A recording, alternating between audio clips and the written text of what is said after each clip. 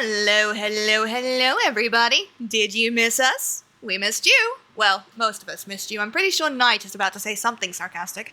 But hello! I do not agree to this. I mean, you kind of did. Just a little. Just a smidgen. Just a tiny bit. Hello! As you can see, I've got my lovely players here. I am, of course, using the VTuber because your girl is not putting on makeup for this. Like, I love you all, but I haven't... The stream room is not tidy, and I have not got my makeup on, and I have bruises from the amount of times I've fainted, so... in the effort to not make this look horrible, I'm going to remain as my pretty VTuber self. And it helps with anxiety, because you guys can't see the fact that I am pale as shit right now, because I am terrified, even though I know how to DM stuff. So, anyway, my lovely players, would you like to introduce yourselves and tell us where we can find you, if you want to promo anything? Let's start from the left on my screen. Knight. You planned this. Hi, everyone. Welcome on in. I didn't see you there. I'm Dear Night Wanderer, and I do stuff. Valid. I don't know. Are you good with me using your name, lovely, or would you prefer... It's just an initial. It's fine. Not you. You, I know. You, I've done this. My lovely real-life friends... Are we like? I'm happy with my name being used. Okay, great. Thank you. Because I'm like, I don't... Wait, shit, what is your Discord name? No, your Discord name is that! Thomas! Tell us where we can find you. Hello, everyone. My name is Thomas. Very, very excited to be here, even dressed up for the occasion. You can find me... well, let's just say that we have... something special starting underway. Keep an eye on socials, on Facebook, Instagram, under the profile of Gaming Reforged. There's something interesting coming out. Ooh, exciting. And, of course, last but never least, my lovely friend. Are you good with your name being out there? Oh, you know it. Okay, Leash, tell us who you are and where we can find you. Hi, I am Leash from Geek on a Leash. Easiest way to find me and all my socials is geekonaleash.com.au. And I would just like to reiterate that do look out for Gaming Reforged. They are fantastic and they've got some amazing stuff coming up soon. I'm so hyped. Get on it and be first to hear about it. I am so hyped. You guys have no idea. Hello, Dork. Hello. Hello, Pony. I have not said hello to everybody in chat, so let me quickly do that. Also, Kate, I need you to know that first, I forgot that my sound redeems were on, and holy shit, I nearly had a heart attack when you redeemed that. Thank you for the resub, Night Wonder. I do appreciate it. Hello, Pony. Hello, Mally. Hello, Belle. Fuck's sake. Belle is a real-life friend. They're allowed to make that joke. Hello, Snow. Who else am I missing? Nope, I think I've said hello to everybody. Hello, Dork. Okay, so today we're playtesting a brand new system called Evergreen. It is a system that I saw on a little self-promo thread a while back and was like, holy shit, this looks like a lot of fun to play. It's got a really interesting world lore. It's got a really interesting kind of gameplay element to it. So I'm like, fuck it, let's try it. And then I was like, can I stream this? And the person is like, yeah. I'm like, I didn't expect you to say yes. Shit, now I have to do it. So quick check, can everybody hear the music that is playing? I mean stream, I don't know about my players. Of course it goes quiet just then, 1 second. Sirenscape, you son of a bitch. Play the fucking music. Hold on. You better not shit on the bed, you son of a bitch. Play the music, you son of a bitch! Okay, let's restart that. That's fine. I'm fine. Okay, so there is music playing. Can everybody hear it in stream? Because there will be ambiance.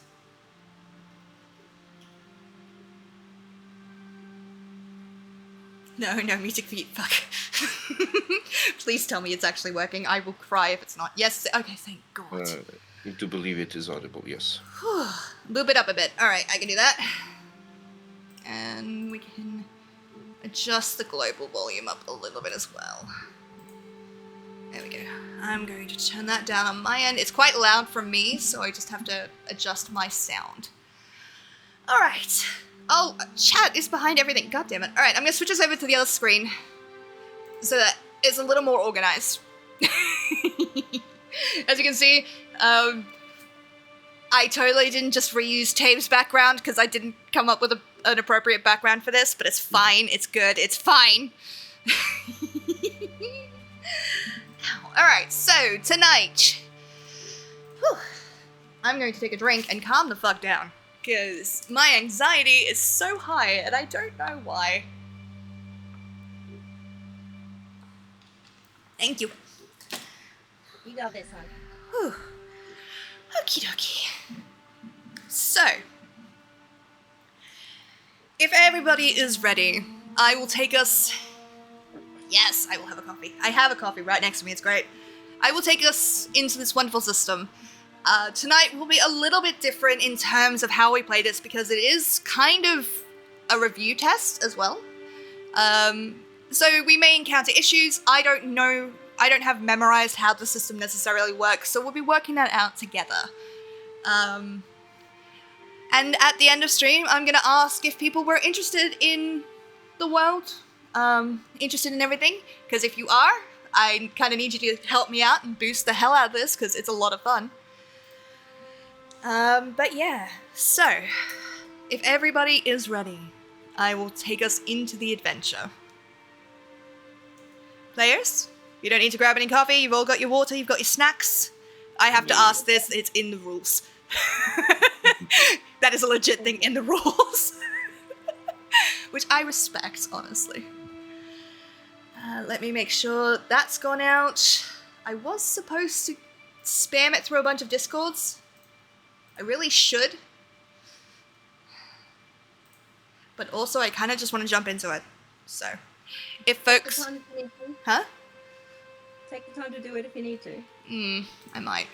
Sorry. Okay. Let me just copy-paste this. Why don't you folks talk amongst yourselves for like a second or two while I do this? So how about them Red Sox, huh? I hear they're doing well / poorly.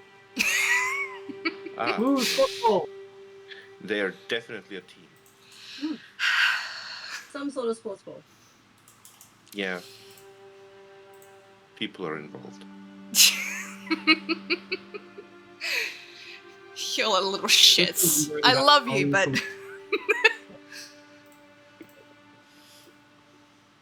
Oh god. Of course, everything is broken the minute I try to copy-paste anything. I promise I'm better than this. Okay. There we go. Continue. Keep going. I need 2 more seconds. I have like 6 Discords to spam through. Someone want to share their favorite thing if they have about Sparrow? The thing they like the most? Why would you do that? Why would you do that to me now? I love you. I love you too, but also, why? Tremble at the volume of my love. My There's a favorite laugh. is definitely how on point their aesthetic is. Like, such, like, from my view, confidence in how they look. Absolutely brilliant, and I envy it. You do not need to lie to chat. They have seen the disaster that I am, and that's fine. I embrace it. Disaster, my love. Okay, I have now spammed through several Discords. I've done my best. Okay. The person that you missed is Thomas, Dork. Okay. Sleep well, Snow. If you need chaos invoke, listen, Snow. Let's not talk about Granny because I'm gonna get so much shit during this game. You have no idea. What's up? Hello, Ragnar. Welcome in, lovely. How you doing? You've missed me being an absolute disaster. But that's kind of generally what happens in these streams. So, I am now ready to It is dive also in. exclusively in Sparrow's mind. I don't know how to deal with that. Sorry guys, that's my housemate, by the way. Oh yeah, no, that's all good. Hello, housemate. You made it on time. You did. I am just about to take us into this lovely world. Hi, Caesar. Okay. So, let us begin. Good afternoon, adventurers, guests, and fellow troublemakers of the arts. Today, I take you not to the wonderful world of Tave, but instead to a new world, one of mystery and magic, where nature rules all, and choosing to defy her is a lethal risk. I invite you to delve into this new world alongside us, a world of new stories, of ordinary folk chasing dreams, but not, perhaps, dungeons or indeed dragons. The lands under the sun is a vibrant world, dangerous in its greenery. Lustrous verdant forests, cavernous reaches that few would dare to explore. It is a world awaiting exploration. But not all is as it seems. No. Nature is not some idle thing here, not some passing explanation for biology. Here in this world, nature is a tangible, vengeful force, an abstract consciousness that knows when those who walk amongst her boughs have wronged her. Survival in this world requires cunning, either appeasing her terrible wrath or withstanding it. She is there behind every angry bite, every terrible disease, every sweeping storm. Adapt, little mortals, and learn to live as animals, or don't live at all. This world is composed of 3 grand species, each dealing with nature in their own way. Trolls, slow and respectful, choose to live in harmony with nature, taking as little as possible within their long lifespans. Goblins live quickly, constantly in motion, taking what they need before fleeing on caravans before nature catches up to them. Fauns, however, are newcomers to this world of mortality. Once one of nature's chosen, they were torn from her side by a faun known as Valo. His reasons are unknown, but his actions tore them from the safety of her side and from the benefits of immortality. Now resentful of their betrayal, nature is particularly pissed at them. They've found solace in technology, in medicine, and community to survive her displeasure. Is nature a tyrant? Or did some ancient civilization break their accords, shattering her trust and leaving the people with nothing but tooth and claw in answer to their questions? Today, our story begins on the outskirts of a small troll village known as Indaru, the last bastion of civilization before the great forests of the north. Drawn by necessity or desire, our players have joined a goblin caravan and must make their way through the forest of Nooblewood, for the hope on the other side that haven awaits. 1 second, because my screen just froze, and I can't scroll down, so that's fine. Dawn finds you next to a dilapidated tower, a meeting point at the outskirts of Indaru. You're bundled up against the cold, but the morning chill still manages to pierce your bones. A sliver of smoke rises from Indaru's hearth in the distance, the promise of warmth contrasting starkly with the dark forest that looms uncomfortably close. At least you won't be alone. A few more souls have congregated near the tower, presumably waiting for the caravan to pick you up. Hopefully, haven will be worth the trip. So, my dear players, I would like you to describe your characters, what you're wearing, and, are you prepared for this trip? Who would like to go first?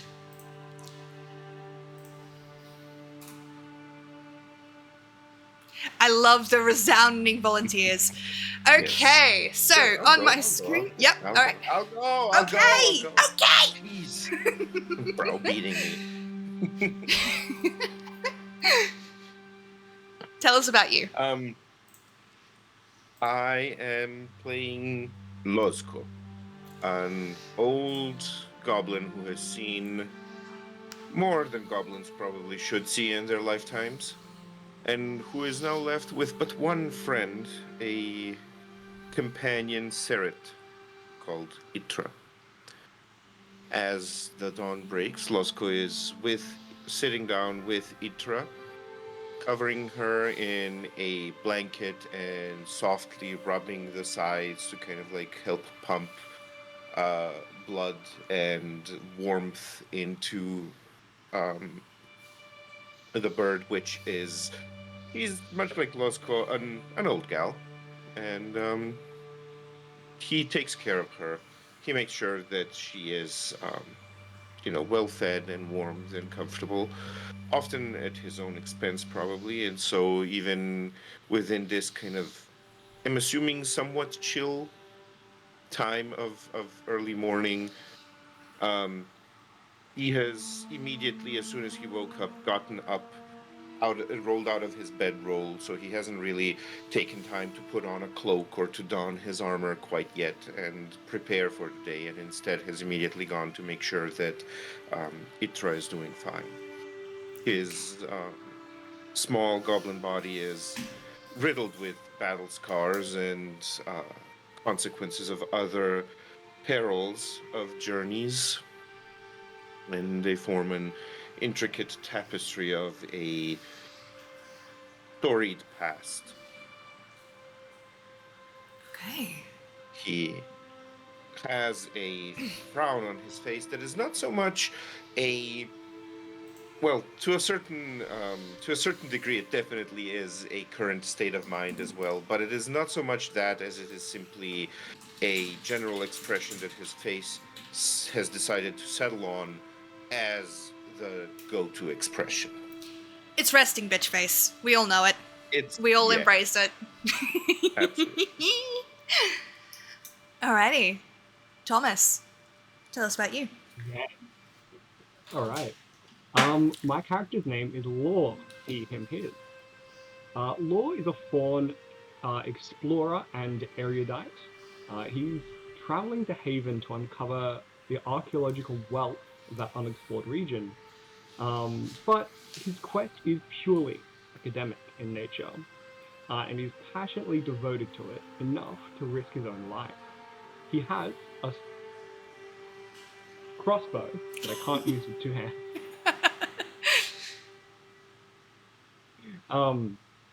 Mostly to deter potential dangers. He is very smart and quick to notice details, passionate to find out everything he can, but has a remarkable lack of self-preservation. Okay. Currently, he is wearing his spectacles. He has a collared shirt with a nice tie. Has a nice little fawn wool cardigan passed down from his aunt that he's wearing to brace against the chill. But also a nice little hat he was gifted. Apparently, both of them are quite sharp. I love that so much. Leash, my love. Oh, sorry, I hit the mic. Who are you playing? Sorry, just unmute myself. I am playing Karkut. Karkut is an outgoing, likable troll healer. He is quite a tall, sturdy build. He leans on a quarterstaff, which you think is used more like a walking stick more often than not. He has a grayish kind of skin and a fairly like wide, flat face, but it's a friendly one. It's one that looks like it smiles a lot in a trollish kind of way. and is generally happy to start a conversation with anybody they may meet along the way. You can see they have a bit of an affinity for animals. You may see a little bit of detritus on their shoulders from various small creatures that may have come a-wandering for a bit. And they give off a vibe of, the fun uncle, I guess, but with just a tiny hint of nosiness as well. We respect that. We respect that. Very plainly dressed, and there's probably a little like moss and stuff growing on various parts of their body as they tend to sort of lumber slowly. And their affinity to bond with nature means that if nature wants to form on them, they're gonna let that happen. Just go with the flow. Alrighty. Allow me to quickly change our music over. It's gonna take me a second. I like Sirenscape, but it does not like me. Alrighty. So, as soon as it plays. Come on, play the thing. You son of a bitch. Don't embarrass me like this. We were doing so well. Okay, why are you not playing?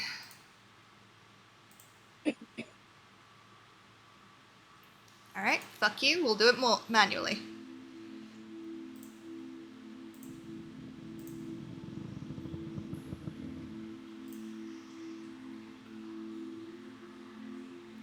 Alrighty. Hopefully you can all hear that. Thank you, dog. I appreciate that. Finally, you hear the creaking wheels and the stomping of big, clawed feet on the ground, both telltale signs of a caravan. It arrived at Indaru a couple days ago, and the caravanners originally planned to trade, rest, and return south. It took some convincing to get them to take you north through Nooblewood, but the prospect of so many customers this far from civilization proved an irresistible lure after all. You first see the two skrits, the flightless birds that usually drag the goblin caravans along. They are tall like a troll, armed with sharp beaks and large talons, colorful but intimidating. If any of you play Final Fantasy, imagine bigger chocobos, and that's the image that I have coming into this. You totally missed an opportunity. Oh. Chonkobos. They're chonkobos! They're chonkobos! I'm saying it! I'm writing this down. Skrits equal chonkobos. I am writing that down, I'm not kidding. Hello, chonkobos! Hello, Nadia. Nadella, sorry. Welcome in, lovely. Alrighty. The beasts pull a 2-wagon caravan. The size of them is quite large for what they are. Sorry, tongue-tied. They're each wooden constructions, beautifully carved, but almost an affront to nature in that wood carving in this day and age is highly heinous. But you suppose it kind of fits with the goblin idea of flaunting nature. Both wagons display a name over narrow gilded doors, the third week. The driver, sitting on top of the caravan, is a goblin you haven't seen before. His face is pointed, nose long, ears quite sharp and pointed, but there is a kind of world weariness to him.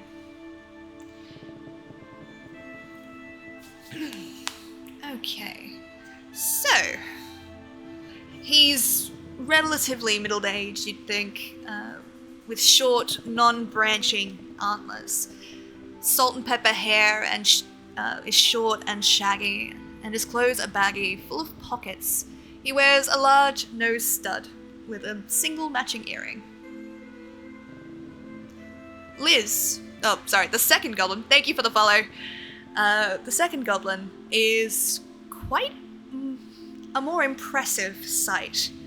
They have large, impressive antlers, and they wear their middle-length green hair, long and loose. Their skin is an almost almond color, and they don't appear to have any piercings, but they do seem to wear a lot of wooden bracelets. Their clothes are simple, utilitarian, with the exception of their sandals, which are not typically ideal for traversing the wilderness. It's this goblin that speaks to you first, hopping down from the second caravan. Hello, my loves. Are you thirsty? You look a bit cold. Do you want some drinks? Do you want something to keep you warm? Quite. The temperature is fairly frigid this morning. Would pleasantly love a warm beverage. One could be acquired. She kind of moves towards the front, the first caravan, the first wagon, opens the door to kind of welcome you inside, and as soon as she does, this waft of spice kind of echoes over. It's floral and bright, and it kind of has that weird, almost nostalgic touch to it, if that makes sense. You may not have never tried it before, but something about it makes you feel home. I absolutely love the interior design here. Yes, quite much. The stupendous work, really. Oh, and your spice collection.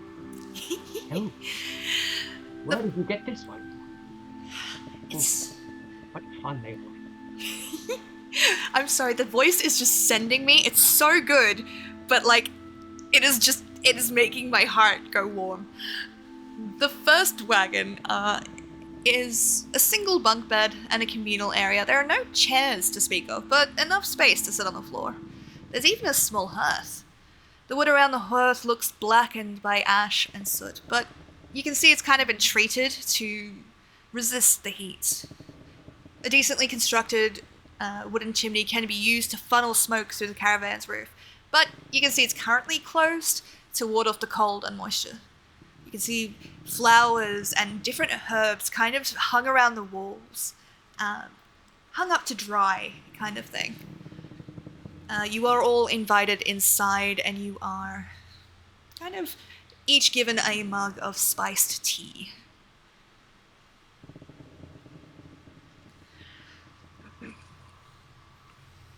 Yeah. Karkut will look at the tea, take it with it's mighty kind of you. Thank you very much. And inhale deeply. But before drinking, does it have any animal product in it? It does not. It is a simple spiced tea. No worries at all. Noticing that it is suitable for vegetarians and vegans, they will take a hearty sip and exhale with a that warms the bones when you don't have a hearth. Very nice, thank you. The warmth of it spreads through your chest. It fills you with a homely kind of warmth that if you guys have ever had gingerbread and like ginger spiced tea, it makes you very warm, but if you're not prepared for that, it can be very uncomfortable.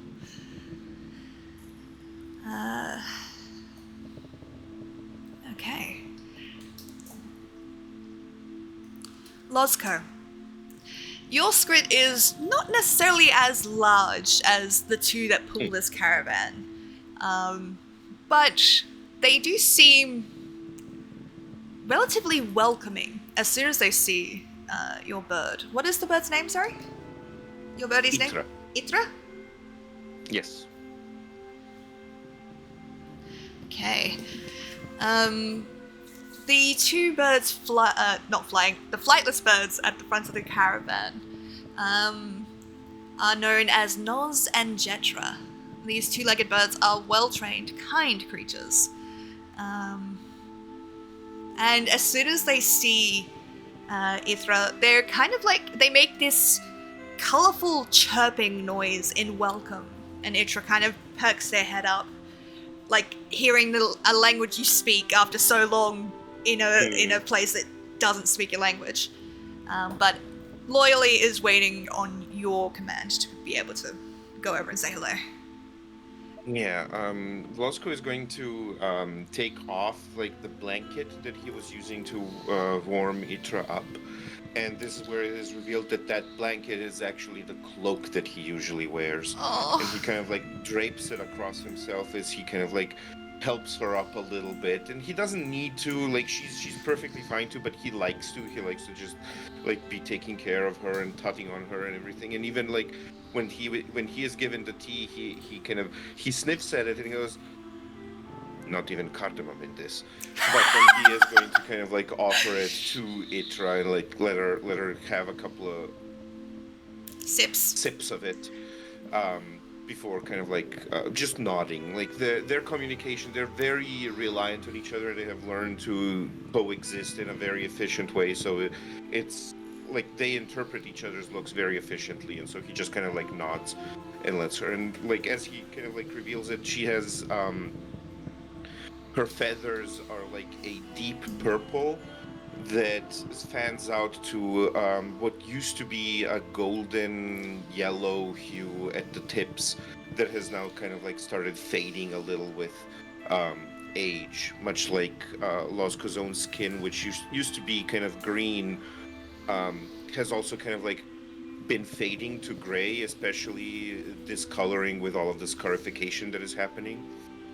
Okay. So they kind of like almost match in their kind of display of a little bit of progressed age going on. What pronouns do I use for Itra, by the way?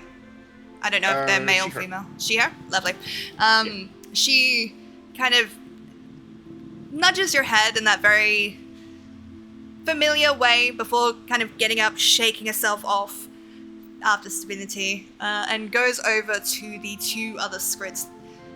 She kind of looks like a child next to them, I will say. These ones are bred for pulling caravans and traversing the wilds. Yours, definitely bred for traversing the wilds, but she looks very small to them, but obligingly they kind of like ruffle their feathers, kind of like nudge with their beaks. They seem very happy to see each other.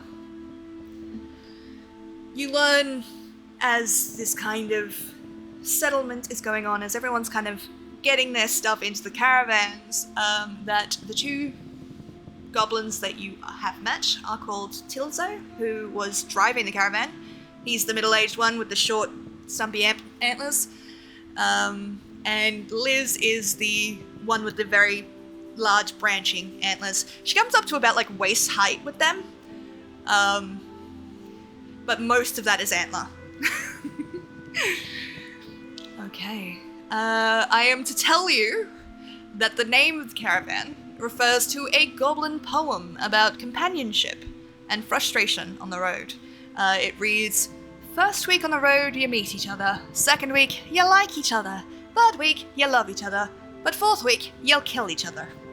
It's like, that's a lot. That's a lot. Okay, so I am to set this up. The way to Haven is called a journey. I must decide on a persistence for the journey, depending on how long I want the game to take. So each thing, okay. So let's set this persistence at 10, because I kind of want this to go for about 3 to 4 hours. Also, this is not normally the way I run a one-shot, but we're kind of learning to play together, so I hope that's okay with everybody. So, persistence. Let's set that at 10.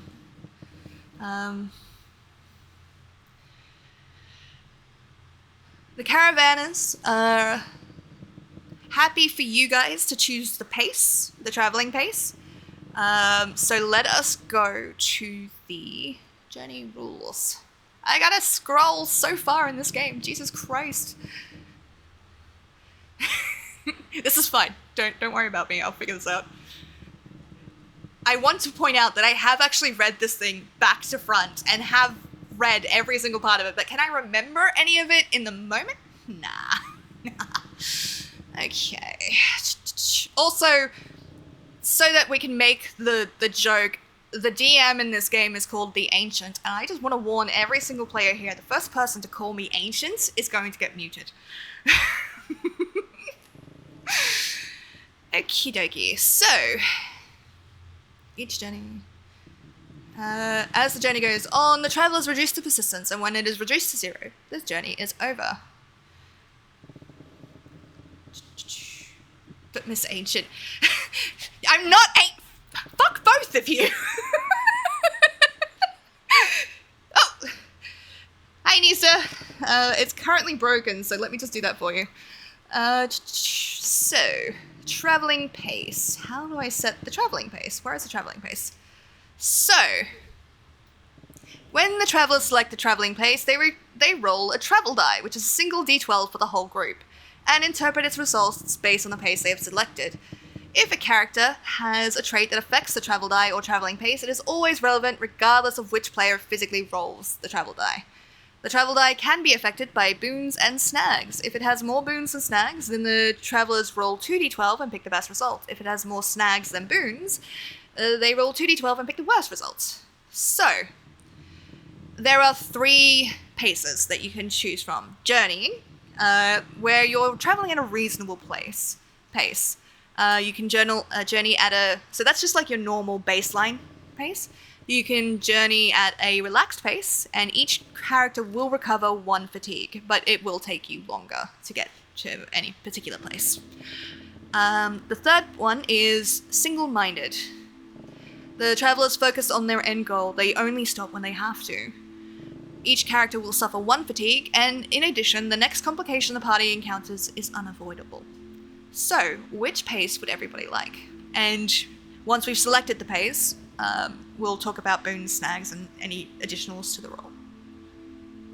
Why isn't my hair violet? I can definitively say I would actually quite insist upon a single-minded pace. I am very eager to arrive at Haven. Many people have said that a journey is its own reward. I think that's a little bit ludicrous. The destination is the reward of a journey. Okay. Let me just... What about you guys? I'm just going to put up the text of the persistence, by the way.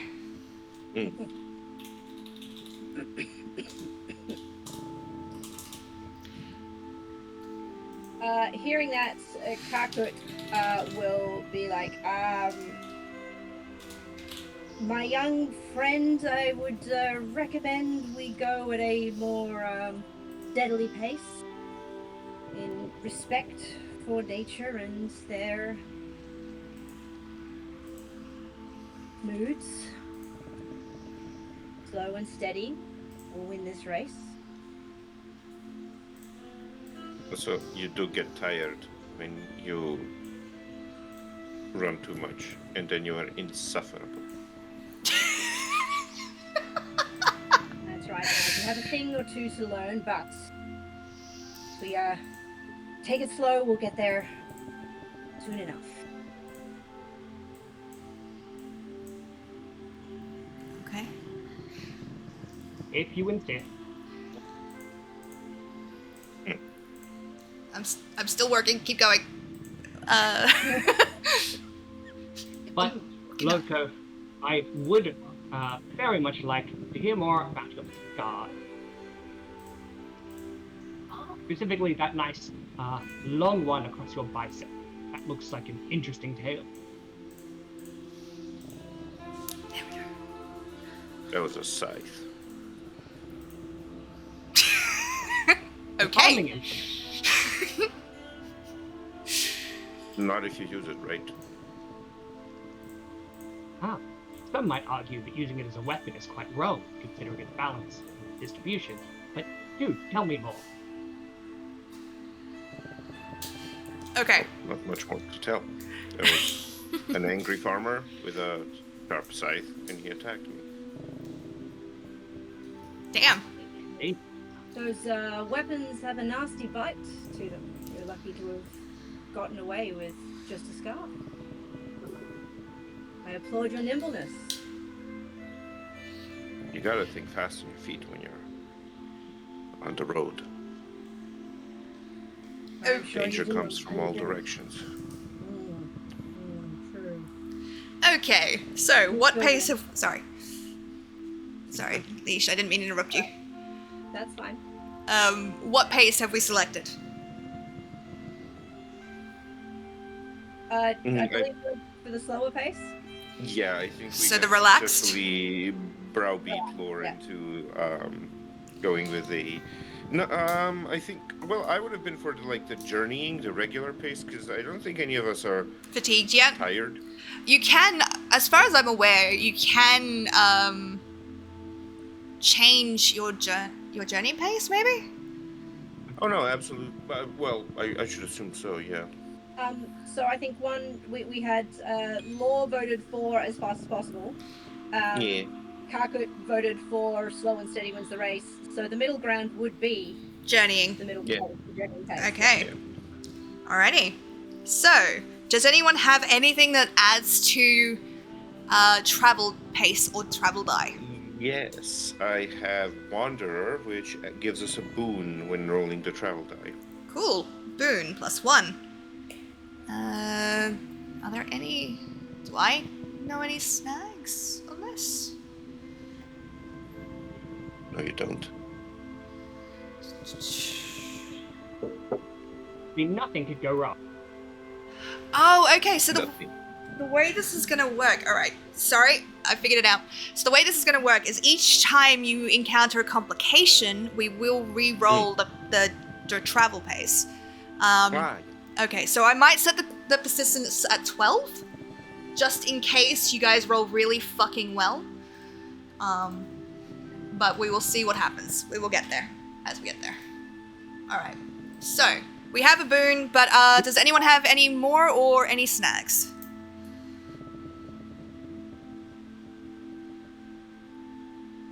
No? Okay, so, if it has more boons than snags, the travelers roll 2d12 and pick the best result. Who would like to roll? It doesn't matter who rolls, it's affected by the same things. I'll do it. Alrighty, roll 2d12 and tell me the result, please. 2d12. And pick the best result. The best result is a 10. Jesus Christ, alright. So, that minuses the persistence by 3. So... Sorry, we're learning this together, guys. Alright, I just had to stop and did I do my math correctly? Because nothing makes you stupider than trying to do math on stream when people are watching you. Alrighty, so that means... Complication. A complication, yes. I've got to scroll to the complications. 1 second. Da-da-da-da. Out of wanting to kind of experience this as we kind of go, I haven't rolled these yet. We're going to find them out together, basically. So I'm going to roll now and select one of them. Okay, interesting. Interesting. Your journey begins, traveling into the darkened woods. The trees kind of arc up around you, these ancient oaks that reach together. Shut up, Battleship. That reach together, arcing over the path. The sunlight seems almost to vanish behind them, occasionally dabbling here and there through the leaves. The smell of undergrowth is thick and heavy, petrichor lingering on the backs of your tongues. For the first little bit, it's quiet. The steady pace of the caravan, the rock back and forth. Each hour seems pretty relaxed, almost. It's on the dawn of the third day, when the fog is thick, that all of you find yourselves a little on edge. You feel uneasy, like that small predator part, that small prey part in your brain says, I'm being watched. The tree trunks pass by the windows in the same monotony of the day before. Wait a second, what was that? No, did that tree look weird? Who is paying attention to the road?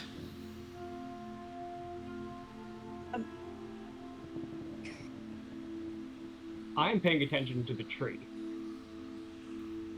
I think Losco would probably be keeping an eye on the road just to make sure there's no ambushes or anything waiting ahead. Okie dokie. So, all players that pay attention to the road should roll intuition.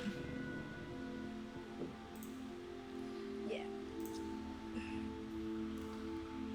And just because this is the first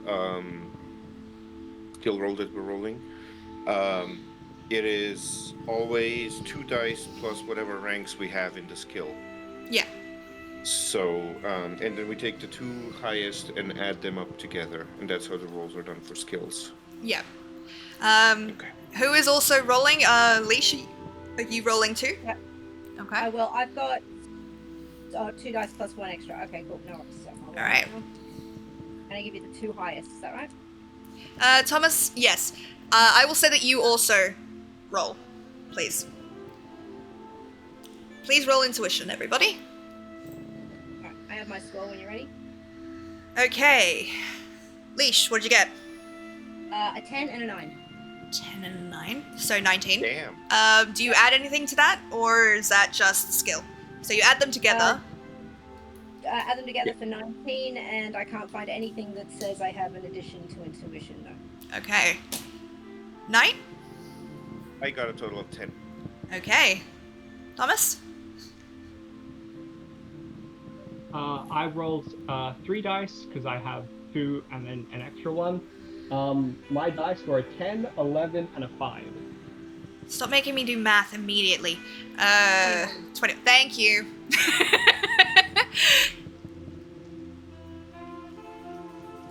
Law, you're the one that spots this first. In the fog, it looked like another tree, like another gnarled oak, kind of looming over the edges of the path, but ahead of you is a tall, rigid figure, long hair matted against her head, eyes open, but clouded and lost. They're watching gently at the forest, motionless and somber, face pale and sickly. She is standing within the tree line, however, so you could just walk on by if you wanted to. Oh,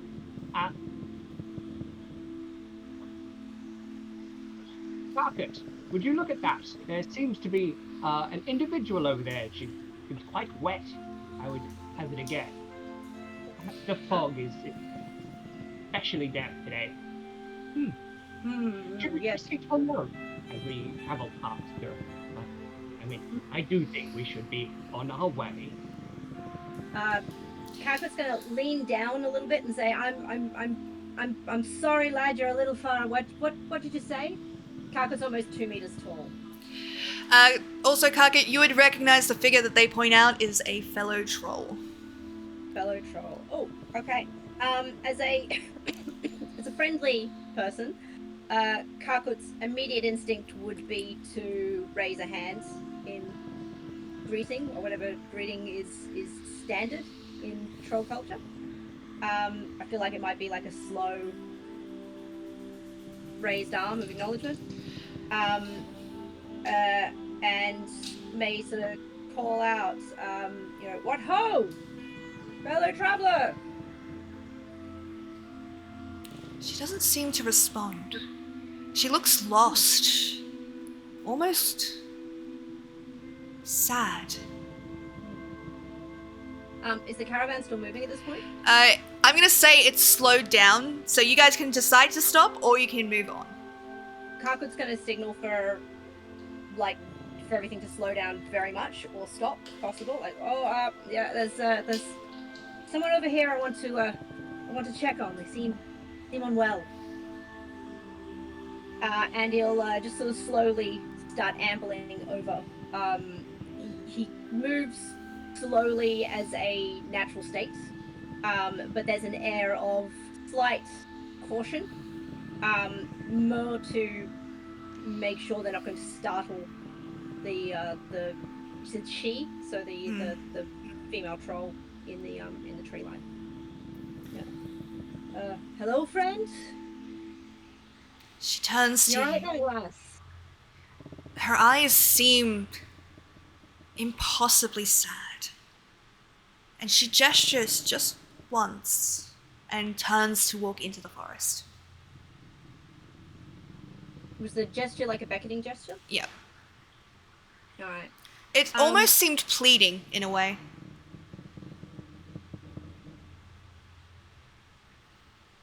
Again, there's no compelling, there's no, like, you have to do this, so...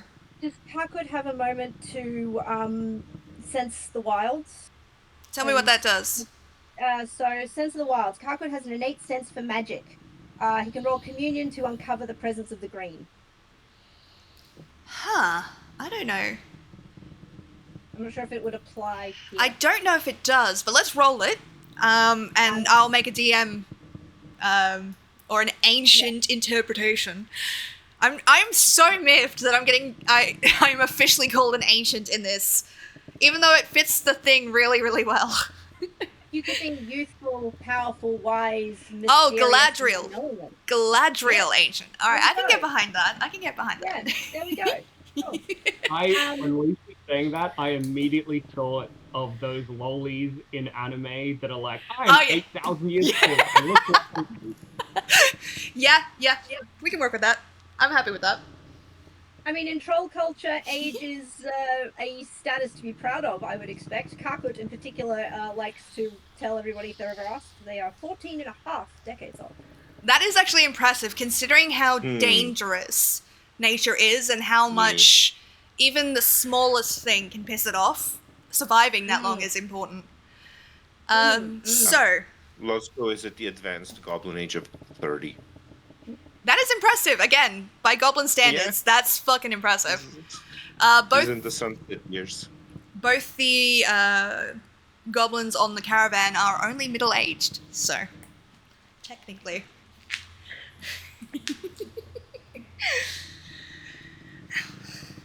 So, what were you rolling, my dear? So rolling communion to uncover any sense or presence of the green. The logic here is that Kakut's trying to sense as to whether or not this person may be green touched or affected by the green in some way. So go ahead and roll communion, and I will quickly explain what the green touch is, just so people know. I just have to scroll up to it. It's a very long book.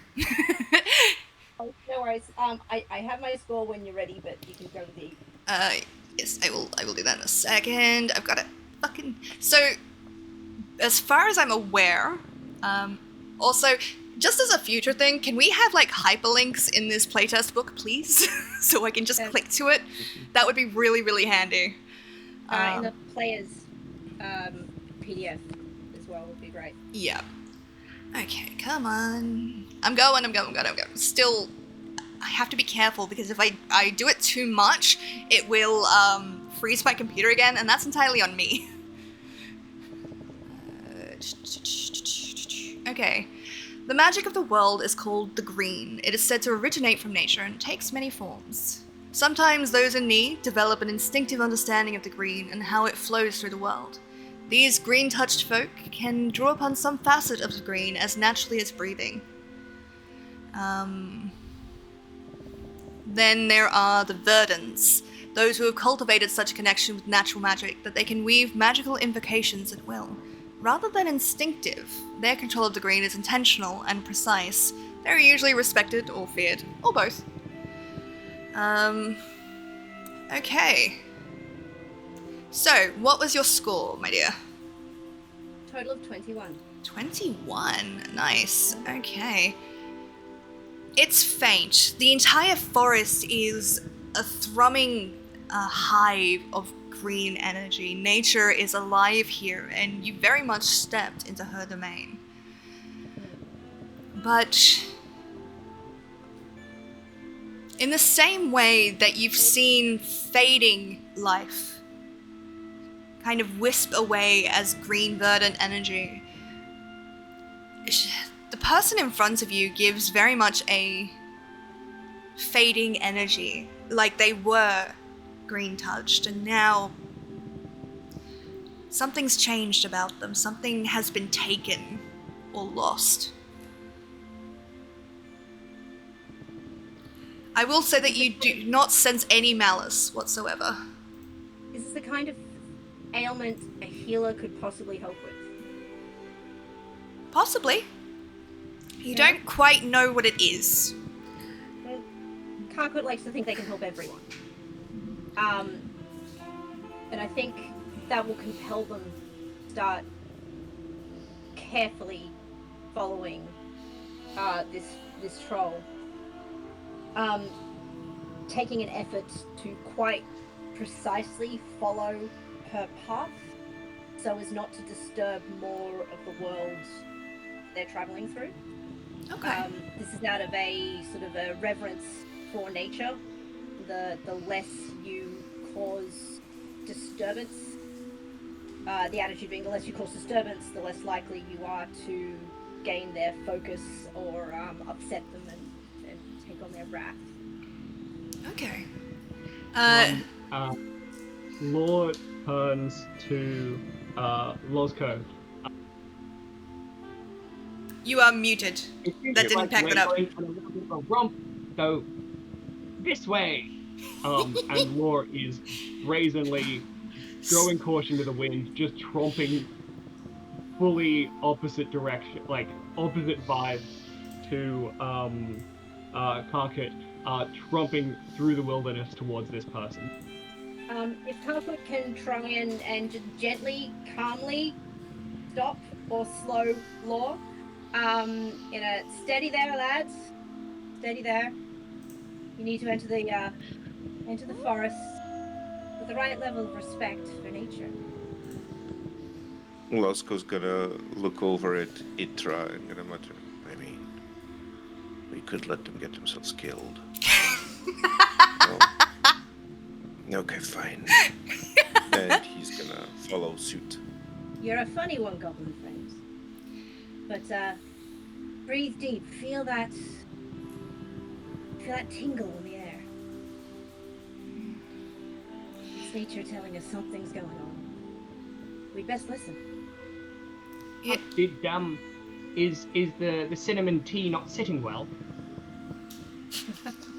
The cinnamon tea was fine, but there's something in these parts. I know you feel it too. But a little tense, a little heightened. It could be nothing, but it could be something. I think. Well, either way, let's find out what it is. I agree. Slowly, cautiously. Boldly, yes.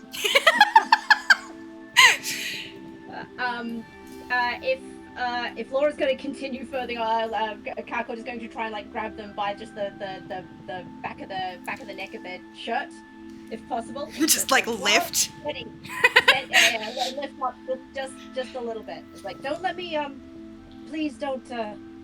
I don't want to hold you to the prejudices my people tend to. My Faunish friend. I'd like to know you as you rather than as the stories we tell of your race. But you're reinforcing them a little now. Oh, I'm sure everything will be fine. We've got Lozco and Karkut here. Between you two, I'm sure nothing will go wrong.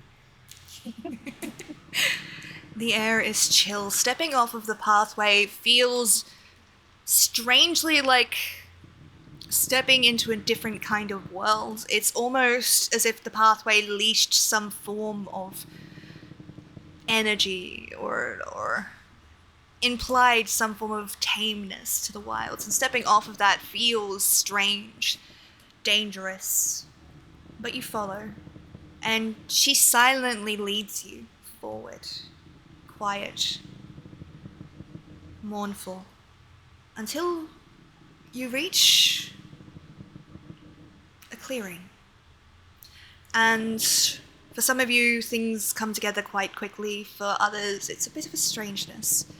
You see, lying on the ground, scattered with armor and dented swords, lies a very similar looking troll to the woman that led you here.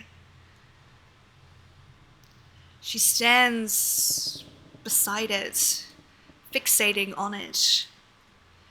You notice the armor bears the signs of some enormous predator's attack, but it doesn't seem to have decomposed entirely yet. There is such grief in her eyes when she looks upon this body.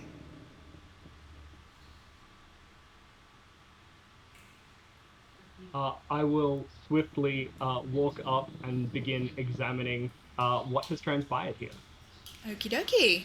I believe that's a check. Is it a check? I feel like that should be a check. Like an investigative check. I just don't know what to call it. As long as Intuition is for getting a sense of when things are not as they should be, or finding hidden things, whereas Ken is to recall formal or informal knowledge, lore, and apply street smart. Okay, I feel like so one of those. intuition, I think.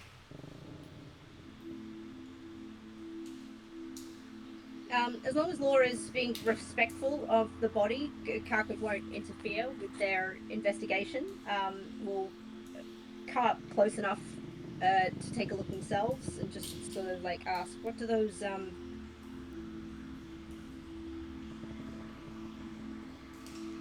what do you see there, friend? What do you analyze? What do you notice? The highest of my 3 dice were a 10 and a 3, but So got 13. It's not so much what you notice about the body. It's as you crouch beside it and glance up at this woman. The sun kind of breaks through the clouds, and she seems, for a moment, translucent. Just for a moment.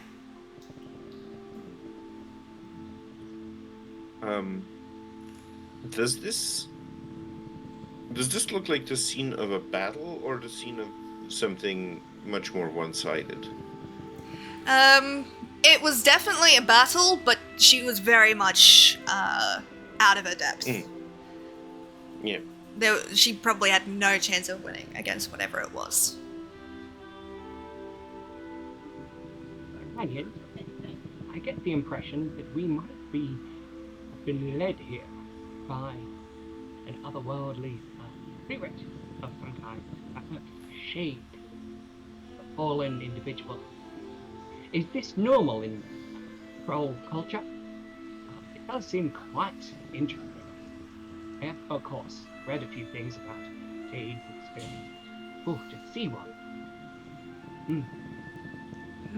Anyone have any? Oh, I'll find a stick. Yes, let's keep our breaths and wits about us. Still may be needed. I hope not, though. Karkut at this point will, did I hear that right? That the troll lying on the ground is actually still living? No, she is not. No, she is not. You would notice, given that you did your verdant green sense earlier, the lingering echoes that you've sensed from this woman that you followed are the same echoes that you sense in the body here. Interesting. I think I will get you to give me an intuition. Beautiful. That's for me. That's 3 dice. Yep. Oh dear. So that's a total of 7. Okay. It's hard to kind of think. There's a lot of noise, there's a lot of things going on, but there's just a sense of coldness. Like stepping into a icy spring, it's uncomfortable and lonely. And you get the faintest hint of a desire to be warm.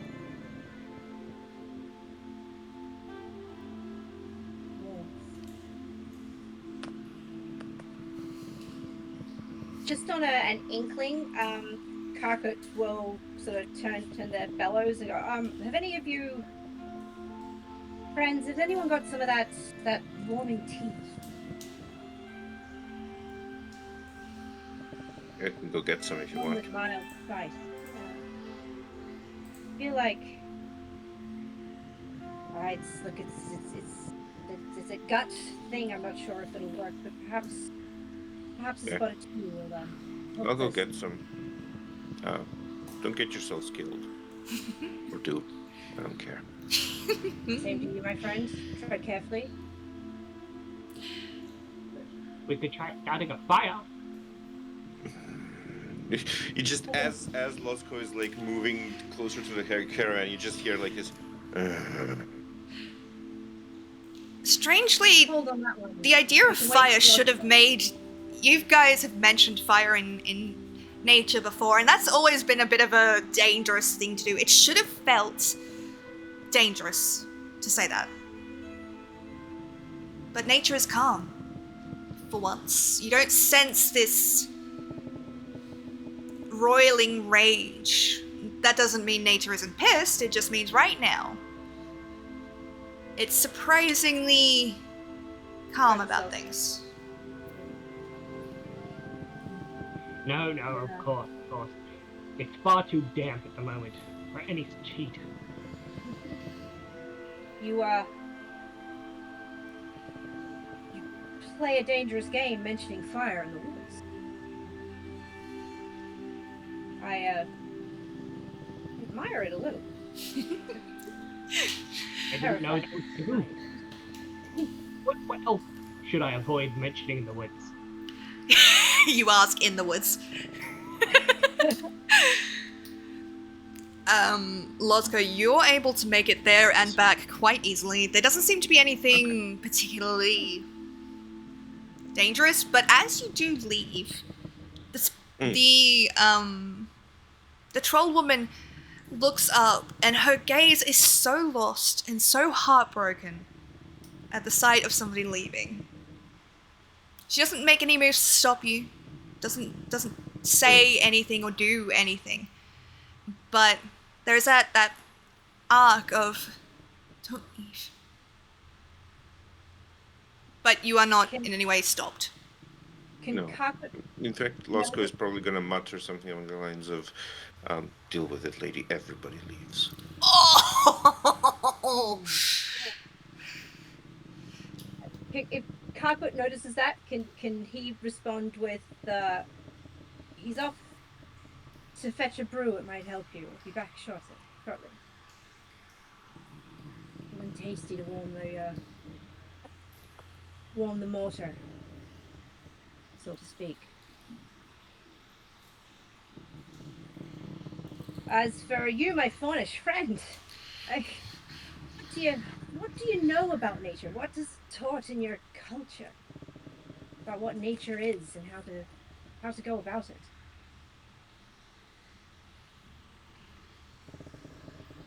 There are stories as to how you faunish folk behave through nature. It's often described as disrespectful, but I'd rather hear from you what you know and what you've been taught, what you understand, rather than judge you as my people tend to do.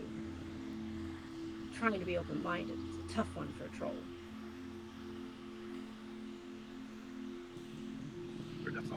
If you don't know, I will tell you. Thomas? That was all a question for lore, as to what do you know about nature? What are your people taught about nature? What's the faun's attitude towards nature? Of course.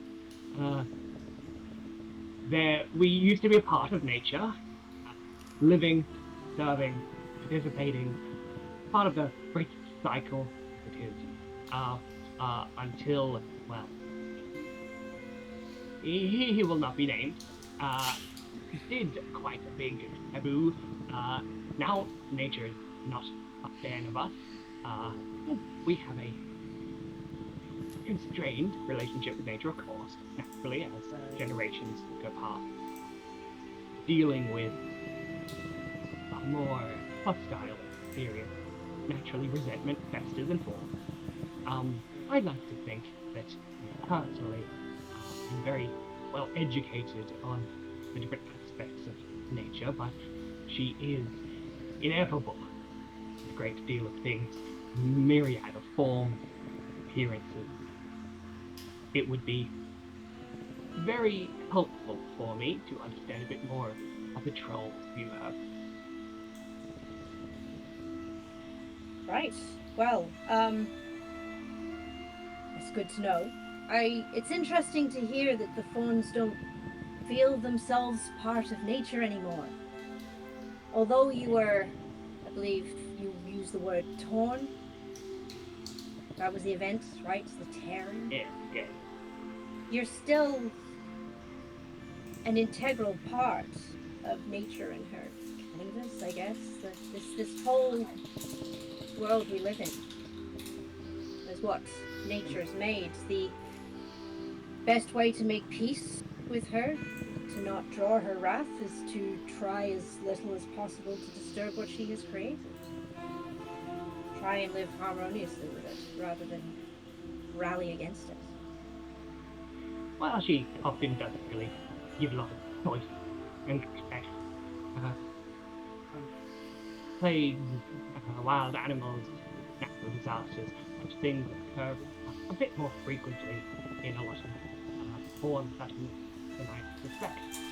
Even amongst the goblin caravans. Sadly, not so much in troll communities, I would think. Yes, true. I tell you what, my friend, I'd love to know you more. How about you stick close with me, and I'll try and teach you what I can about nature. You try to teach me what you can about the Faunish.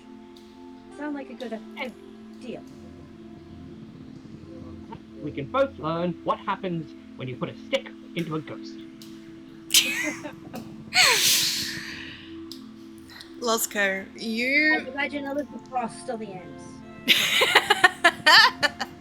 Losco, you make it to the caravan. You're able to get the spiced tea pretty easily. They tend to have it just being made each morning to keep them warm, especially on foggy days like this. And Liz is more than happy to give you almost like a little old-timey thermos and hands that over. She does seem a bit confused about what you need it for, but you're not paying her to ask questions. You're paying her for a ride, so she just hands it over. And paying her? All of you are technically, with the promise of payment at Haven. Ah, yes. Good. Okay, you make it back in relatively good time. I will say that as you kind of make your way through the forest, are you riding on Itra, or are you walking beside Itra?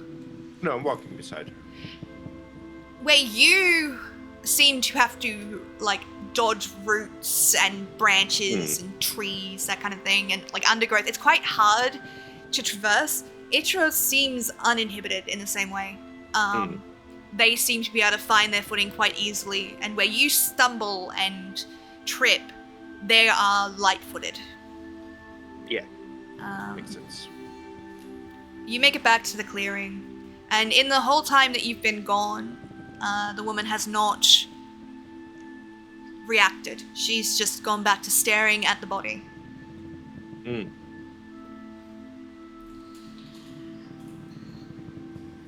What would you guys like to do? Is there any reaction when I pick up a stick that I found and try and put it into her body? The body on the ground, or the one standing over it? standing. No, she doesn't seem to react.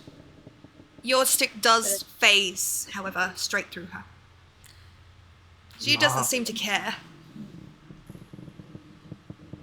So do you, looking at Kirkut, so do we pour this on the body? Karkut will ask like proffer out a hand for the thermos. That's all right. Yeah, I'll give it the try a thing or two. nondescript bladder of tea. My good goblin. And he's gonna like open up the thermos if possible. Yeah. And a bit like using it a bit like a ritual sensor. He's gonna try and just like waft the the steam from the hot beverage around and just sort of see if anything like this sort of helps in any way.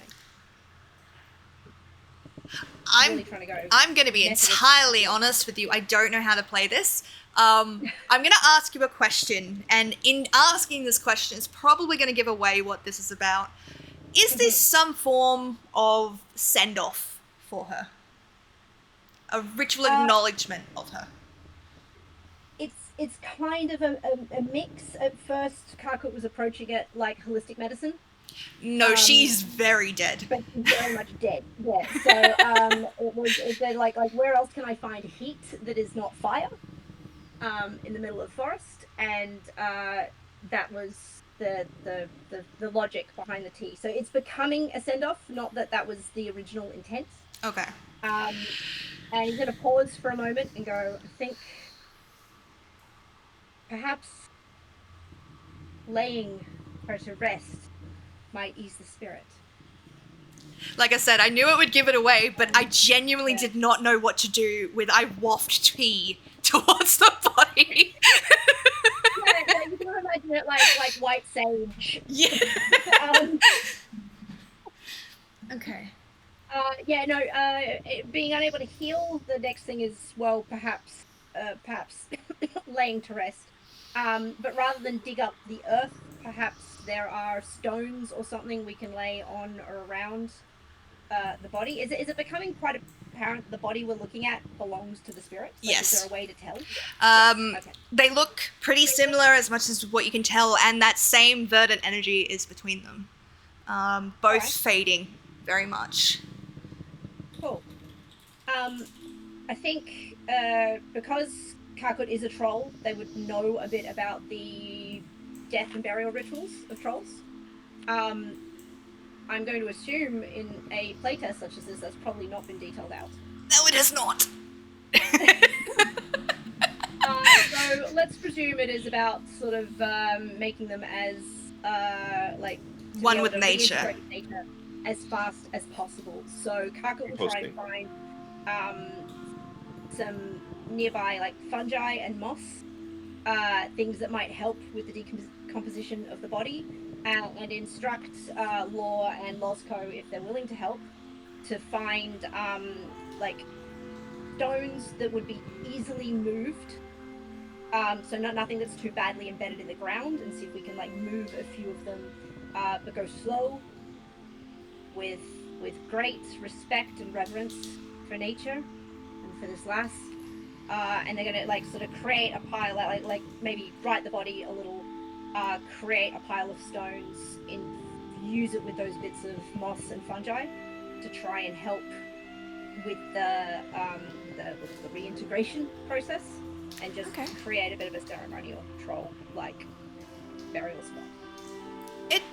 Let's say it takes you about half an hour to kind of do this, and it's a somber affair, if not a slightly tedious one for those of you who don't find much comfort in it. But Law will try. Karkut will try and talk out the logic of what's going on here and talk about nature as it's happening. There's a quietness now to the clearing where there had seemingly been sharpness. At last, the spirit kind of looks up at you, and where you had felt that cold, aching loneliness, instead feeling like you've put on a comfortable sweater. A peacefulness settles in her. She murmurs something, and while you're not quite sure what it is, the voice lost to the winds, you get the sense it was a thank you. As she lays down beside the body, where you've set it to rest, close her eyes and watch as her body begins to... the spectre, I apologize, begins to almost glow with that green energy before breaking into motes and settling into the earth. The forest is quiet, and you have little enough left to do here.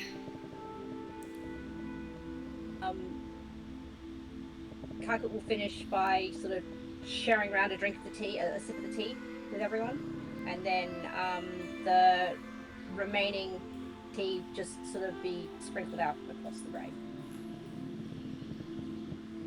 Okay. I think we're done here.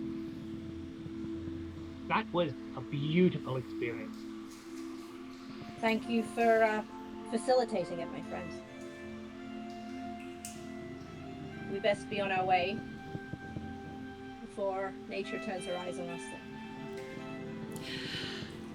On your way back to the caravan, you find where coming here had felt like walking through treacle. You tripped on every twig, every branch. Your way back is easier. Quiet.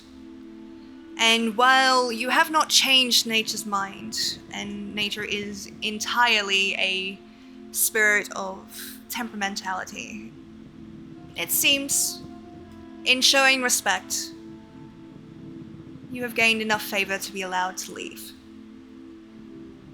And you return to the caravan. I think just before we get to the caravan, I think Lasko's gonna let Lore and Karkut get a little bit further towards the caravan, and then just under his breath he is going to mutter again, "Everybody leaves, but we all join them eventually."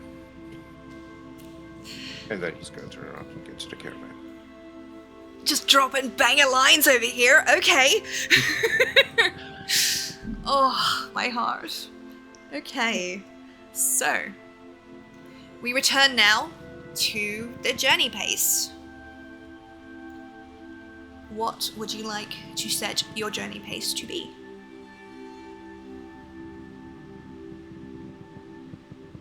I feel like, speaking as Leash, not as Karkut, we've lost a little time. So The journey's The not journey- over until persistence is at 0, so... yeah. I'd say possibly the regular pace rather than a relaxed pace would be where Karkut would now be. Not Yeah. to rush things, but also we did lose a little time. Okay. They can be persuaded to amble a tad faster. Okay. I'm still for the journeying for the regular pace. And Lore? Regular pace it is, then. Alright. So, who would like to roll? The boon still is in effect, so you will roll 2d12 and pick the best result. Who would like to roll?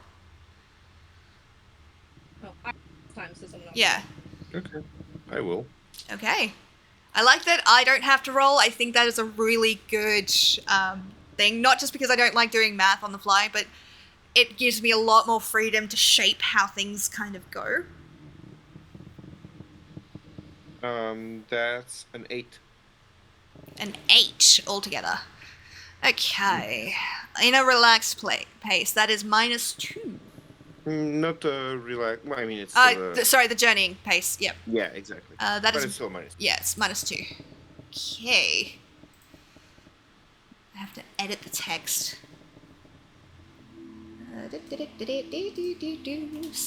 Alright, you are now down to 7. At the end of when persistence gets to 0, you will have completed the journey. So, gotta scroll back down. let us roll and see what new complication you face. Now, I could have done this before session. That is something that they talk about doing. Or I can pick them randomly. But I thought to get the best understanding, kind of just how it feels to jump into the system with very little preparation, I'm going to roll for it. So. Yeah. Okay. Interesting. Okay. Not gonna like this one. For those of you who have read the book, obviously none of my players have read this far, but for those of you who may be watching that have done this, or have had a quick look through, I rolled a 15. So, let me just alter the music ever so slightly. Just accuse.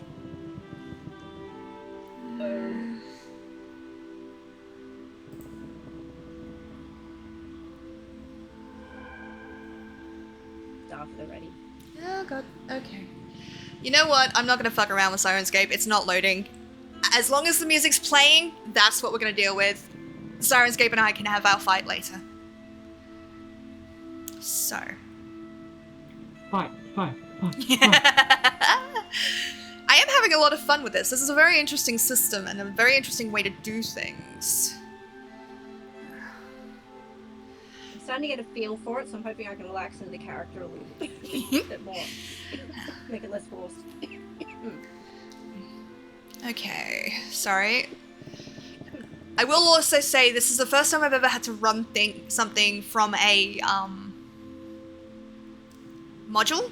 I normally run on my own, so I'm a lot better at improvising, so please do forgive me. You're doing a wonderful job? Never. Okay, so... There has to be some disdain for us to need to forgive you in the first place, my dear. Ah! Okay, the next few days of your journey seem easy, comfortable, but nature is a capricious thing. The nights grow colder, and where the fog had begun to lift, now it settles in. It's getting rather ridiculous, really. It's early evening. The insects are out, you can hear them buzzing, and the fog has grown so thick. It feels like you've entered a new foreign world. It tastes of copper and static and ozone. You can barely see a few steps ahead of you, and the third week has slowed to a crawl to avoid crashing on errant trees and rocks. It's absurd. And together you make small talk, commenting on the strangeness of the situation, jokes about it, but your laughs are strained. You feel nervous. You can't quite place why. And then, as if a single gust of wind danced between you, you all shudder with a fear born of your basest impulses. That little serpent brain inside of you screams danger. Behind you, a shadow creaks and moves in the night. You know it has noticed you. You have no idea what it is, but instinctually you know you can't afford to find out. All your instincts scream at you. Run and don't look back. Quick question. This might spoil it, but I can't remember if anybody here has any particular phobias in regards to creatures. Do you? Okay, good. Then I won't continue that. I'm just gonna say I know what the creature is, and as long as nobody has any particular phobias of creatures, we're fine. But, yeah. Alrighty. I have a crippling phobia of creatures I can't defeat. Then you are playing the wrong game, my friend. You cannot beat nature. Nature will kick your ass. Okay, so this is known as the Industrial Revolution begs to differ. Not here. That shit didn't happen. The Fawns are trying, but they're not succeeding. This is a trial. Do I tell you the complexity? I don't know if I do. Hold on. I couldn't see anywhere that definitively said it in the rule because I was reading up on it, trying to get into character. Yeah. But Maybe. of the 4 rankings, I don't think in a game design concept you'd lose too much out to give us the stakes effectively. Like, Okay. it's an easy monster to escape. Okay. I feel like because this is the playtest, for those watching at home, perhaps the number would be useful. Okay. So, to explain, a trial is a situation complicated and important enough to be spread across multiple roles. For example, the party may be trying to escape a terrifying beast, or they may be traversing harsh weather. So, when you deal with a complicated situation, take turns rolling your skills to try and collect a number of successes before 3 failures. You can only use each skill once. So, the complexity of the trial is an 8, which means you must get 8 successes before you roll 3 failures to get through this. So let me quickly write complexity 8 down so that I've got this here. 8. Alright, you can coordinate with your party to take turns in whatever order you want. After everyone has taken their turn, a new round begins and everyone can take their turn again. During your turn, you can take one of the following actions. Progress. You can try and resolve the situation. Roll a skill. If you succeed, mark a success for your group. If you fail, mark a failure instead. Support. You can aid your allies. If you succeed, you grant a boon to your allies' next roll. If you fail, you mark a failure for the group. Or recover. You can roll a skill and clear a failure for your group. If you fail, nothing happens. You can roll any skill that could conceivably help, and the Ancient determines the difficulty based on the skill you chose in the situation at hand. So, each character can only roll each of their skills once during the trial, no matter which of the 3 options they choose. If all characters are out of skills they can use, they fail the trial. The party succeeds if they get successes equal to the complexity, and fail if they get 3 failures. The Ancient will decide what success and failure looks like depending on the situation. So, we have entered a trial. I've got to scroll all the way back down. Just as a thing for future reference, if for the one-shot thing, if you could put a little side note of the complexity, the trial description, that little figure that you have with it, if you can put that next to these trials, that would be really handy as a short thing. I know it's repetitive, but or a hyperlink would be really, really handy. I feel weird saying this. I feel like I'm commenting on somebody's work and be like, what the fuck? No, I don't really like it. Anyway. Okay. That's the point of what we're doing here. I know, but I feel bad. Alrighty. So. The wood creaks and groans, and that enormous shadow behind you seems to loom. We will begin the first round. So, what do folks want to do? You have a choice of progress, aid, or recover. I will also ask you guys to mark down what skill you use so that we don't repeat. It doesn't say anything about initiative, so, and you guys are able to talk amongst yourselves, so. I have a question. Does this do all of our roles have the same kind of standardized difficulty to succeed? That's or an excellent are point. they situation dependent? That is an excellent point. Anywhere reference to what the difficulty is, but there is reference to whether it succeeds or not. I think the difficulty is based on the Ancient determining the context of what we're doing. If Lord tried to recall the right path through this, since we can't look at what way we're going, that might be a bit trickier than trying to encourage the chonkobos. I'm so sorry that we've made that a thing. But that's all I'm going to be able to think of these things as. I'm so sorry. No, that makes sense, Thomas. Thank you. All right. So, what do folks want to do?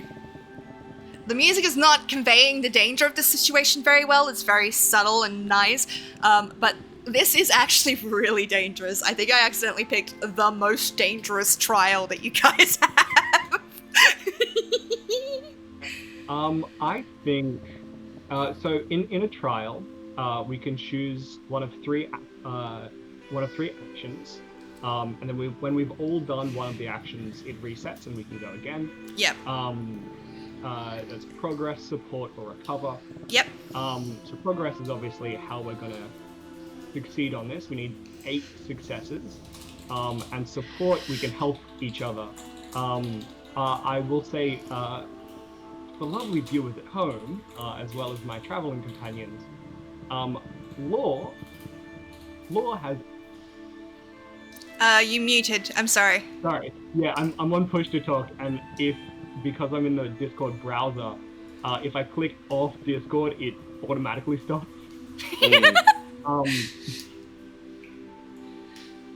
Law has a lovely little ability in his trait.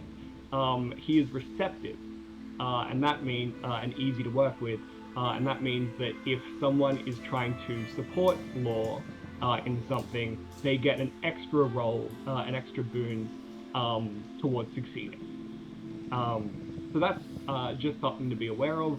Otherwise, I definitely think my first thought is Law wants to try and work out a path to take, or try and uncover what is chasing us, so that he can advise on what the danger is. Okay. So that's Ken? That'll be a Ken roll? Let's first decide. Okay, let's decide on what overall thing that each party member is doing. So if you guys want to take advantage of the bonus that Law gets, someone will need to do the support action. And then describe the skill that they would use to help. So, but that would automatically imply that Law is going to be using the progress action. So. If someone supports, I will do that. Otherwise, I'm happy to try for a support or try and progress in one of the things that I'm inherently already a bit. I would try to support, because I get an extra die when trying to support Lore, right? So I would try to support, if possible, with Ken, to kind of rely on my knowledge of roads and caravan traces and all of that to kind of like direct towards what the safer kind of route is. Okay, so you're taking I'm so sorry, my brain heard the words. You'll be taking the support action. Which skill will be rolling? Ken, okay. So make sure that you mark that off, because you cannot use it again in this encounter. That is the support action. Lore, what are you taking? The progress action, what skill? I need to make like a little thing for this so I can just tick them off myself. And I think from like, that's another question that I have. Is it all of us together can only use one skill, or is it each one of us can only use one skill of our own? Can only use one skill of your own. That's the way I read it. So Lore can still use Ken. Yeah. For instance. Because otherwise I think then everyone would run out of skills really, really quickly. But if it's individualized, you can kind of spend your resources that way. Okay. So. Yeah, there's only 12 skills, so a difficulty higher than 12 would be impossible. Yeah. All right. Leash, what action would you like to take? So we've got this sort of something doomful coming behind us, and this instinct to run and to get away. I think Karkut has this thing called World Friend. It says animals of the world regard Karkut as an ally. They may assist him in their own ways. They will not risk their lives for him, but they also won't attack him unless extremely desperate or heavily provoked. What I'm thinking here is an intuition skill roll. Yeah. To see if they can observe what's happening. You know, like when a ship's sinking, you follow where the rats are going. Yep. Like one of those like that kind of attitude. It's like, what are the animals doing? Let's Okay. see if there's No, that a safe path. I'm with you. Intuition, yeah. I will also say so you use up your intuition. I won't say that you would use up that ability. So 2 support rolls then is what I'm hearing. You guys are going to do 2 support rolls to give Lore an extra 2 die, I think. The way I would run that is each of you give him a die. Yep. Sure. If you've read differently. Well, the thing is, like, the support action says grants boons to each ally's next roll. Oh, okay.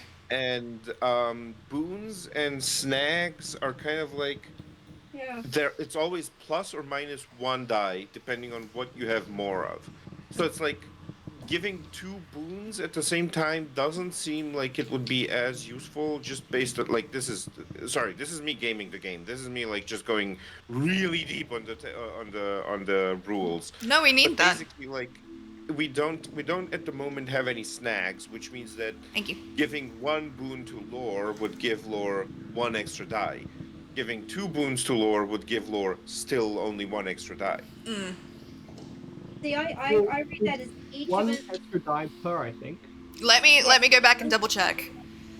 The way I view it is that if each of us, if 2 of us choose to support, then the remaining allies each get a boon from one of us. So that would become 2 dice to Lore. But that does mean that the round is over because you and I, Night Wanderer, have done our actions for that. Okay, Meaning that we're just really buffing this 1 skill for this round, and then we can consider. But that's exactly kind of like that's the thing that I'm wondering about, because from what I've read so far, specifically the mechanics of boons and snags work kind of like among the lines of advantage and disadvantage in D&D, in that they don't count extra dice. They just look at what you have more of to give you 1 extra die. Okay. So what I'm reading, I agree with you, that's what it is, but I would say in a trial, because you can stack a failure, I would give you the effects of 2 boons. Like, I would say each boon would count for an extra die. Just because if both of you roll a failure, that is 2 failures to the group for what would not be necessarily a good thing. So, because it does this, I'm gonna say, because it can fuck you up, and it has like a definitive risk to doing it, you will get 2 extra dice for 2 support action. I don't know if that's how it's supposed to be, but that's my ruling, that's how I'm gonna go ahead with this. Also, I learned there is technically initiative. I don't know if it counts in a trial, though. Is this a readiness? Yeah. Because it's in conflict, but it's not... Yeah, it's not... It doesn't say it applies in trials, so I think because you can discuss, it doesn't. Yeah. Alright, so... Also, I did hydrate and stretch. Thank you, Kate. The readiness just says on success play before enemies, and at the moment we have a danger, but not necessarily an enemy. So yep. The readiness would apply. Yeah. Okay. Yeah. Take turns in whatever order you want. So, all right. So the way I'll get you guys to do this, you 2 roll your support, and once we know if you succeed or fail, we will then roll the progress action. Remember to mark off the skill that you have used, because I am not going to remember it. My memory is a sieve. I will say, if I was going to stream this as a proper game, I would need to create a counter on the side so people would be able to see which ones we're checking off, which would be really cool, I think. I think it would be a really good little addition to stream. That's not very useful to the playtest, to the creators of this. It's just what I would do as a streamer. No, for you, yeah. Yeah. Alright, who would like to roll first? Okay, so, how many dice are you rolling? Intuition, I have 3 3? total. So, And 3d12. I don't know. World friend is a trait, but it doesn't tell me. It doesn't give me anything that says. I think it'll inform what happens on success for me. Yeah, form the difficulty and stuff. Yeah. Okay, so cool. 3. What is the average of 3d12? 18. 18. So I'm going to say it is a hard trial. Let's boost that up a little bit to 20. So, does that seem fair? Because it doesn't tell me how to set the DC for these kind of things. So I'm kind of learning as we go. Could the DC be lowered because of the world friend thing? I would accept that as an argument. I would accept that as an argument. I would let that be. So if I set the DC at, if the average is 18, then the difficulty amping it up to 20 would make it a hard trial. I would say the world friend would bring that back down. Maybe let's make that 70? Yeah, Thomas? Cool. I was just going to say, looking at the difficulty of the task table, average is 15. Average is 15. Where is this? Okay, they've gone by the You 5. are... Page 26. Because the thing is, you are only adding 2 dice together. Yeah. So to get a 20, you would actually have to roll, like... 2 10s. Pretty high. Yeah. Yeah. No, you're right. Okay. You're right. No, you're fair. Absolutely fair. Yeah. Okay. But it's because you roll 2 and 3 and take 1 away, or you roll more and take 1 away. You have a that's higher chance to roll higher, absolutely. Okay, so difficulty of the task. Thank you for pointing that out to me. I didn't know. Hard is 18. Fucking me taking the average was right. Sorry, I needed that win. I'm gonna say with the addition of World Friend, we'll bring that down to average. So you have to roll a 15 or better to succeed. So go ahead, roll your 3d12, please. Also, makers of the game, I'm so sorry if this is not what you intended. Question Yes. before the result is announced. Since the goal of this is to support lore, this is just a bit of the game design that I'm a bit unsure about. Mm-hmm. Since support is for the whole group, I'm not sure how lore's ability would factor into it. Since it says, like, when people are helping lore, they get an extra die. Let me reread it. It might mean that when someone helps lore, Specifically. lore gets an additional boon, but... Okay, so I know how that would work in a conflict, because you can only aid one person in a conflict. In a trial, that is a bit different. It definitely says when others roll to assist him, they have a boon. Okay, so let's roll with that and give a boon to both Leash and Knight. I don't know if that's the best decision to make, but that's the way it's written, and I'm happy to try and trial that out. Also, makers of the game, if you are in chat, I don't know if you are, but if you're in chat, feel free to correct me. I'm happy with that. But so you will be able to roll an extra dice. Thank you. So, what did you get? I've rolled my now 4 dice. Yep. And on the subject of 18s, I got 2 9s. Nice! So we will mark 1 success. 1 success. Law, you now have 1 boon. Well, I think that's only a success in regards to just, like, the support went well. I got the impression that progress was the one needed to mark a success for a trial. Oh, that is very possible. Hold on. That might be it. Yeah. Okay. Sorry. Just because, like, I think it's we need 8 successes. So Yeah, that's, progress has eight- to be the one to do that. 8 progress that is successful. Yeah, let me just double check. Yes. Okay, so you Yeah. don't mark off a success. It is thing. Mark off your skill though. So 1, 2, 3, 4, Done. 5, 6, 7, 8. Okay. So, Law, you do get a boon to your next roll. Knight. What skill are you using, and how are you helping in this situation? I'm using Ken and using my knowledge of the trails and of caravan travel and Okay. You keep going. I just need it. okay. Using my knowledge of trails and caravan travel and the like to kind of like assist in choosing the direction to lead the caravan. Okay.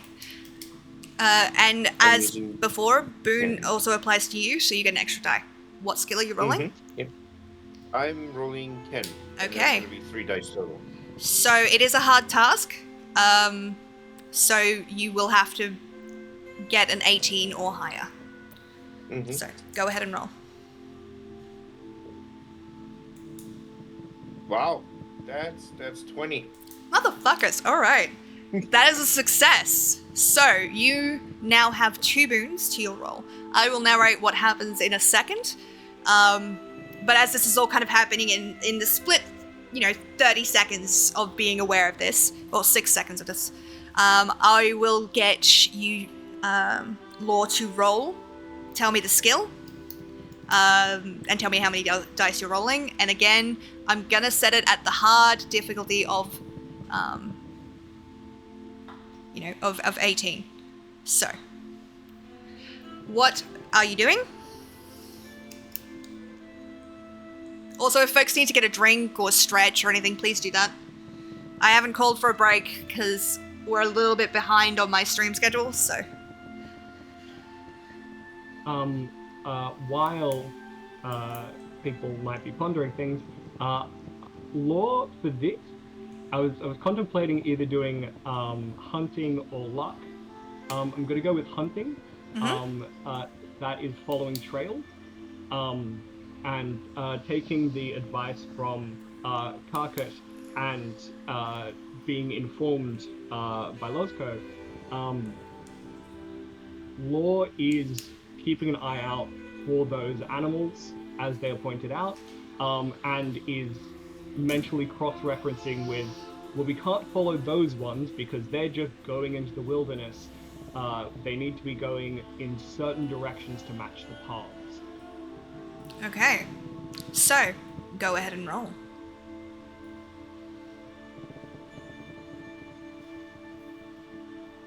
Love a It was good like dice a tower. Dice tower all along. I got a 17. A 17 with everything. That's with everything. That is My dice are a 2, an 8, and a 9. An 8 and 8, 16 plus 1, 17. that is a failure, I'm afraid, as the DC was 18. So, all of you are kind of, let's say, on the outside of this caravan, kind of like, in my head, I just see it as having like a rooftop thing where people can kind of sit and chill and have tea. So I don't know if that's how it was designed, but that's how this one is designed. And so when this fog has settled in and all of you have kind of just felt that tremor of tension, this music really doesn't fit. It's really pissing me off. Sorry. I have to change it. It's pissing me off. I'm gonna just turn it to just the sounds of the forest, I think.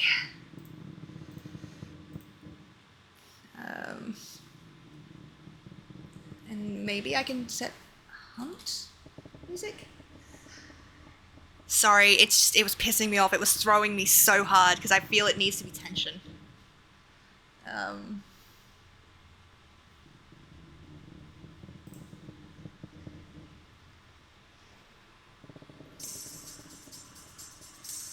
Yep, that'll work. Fuck it. I don't know what this is, but it's a little more tension-inducing. All right. That is so sci-fi. What the shit is that? I'm so sorry. I'm not gonna try and fix it, but that's working. Imagine tension.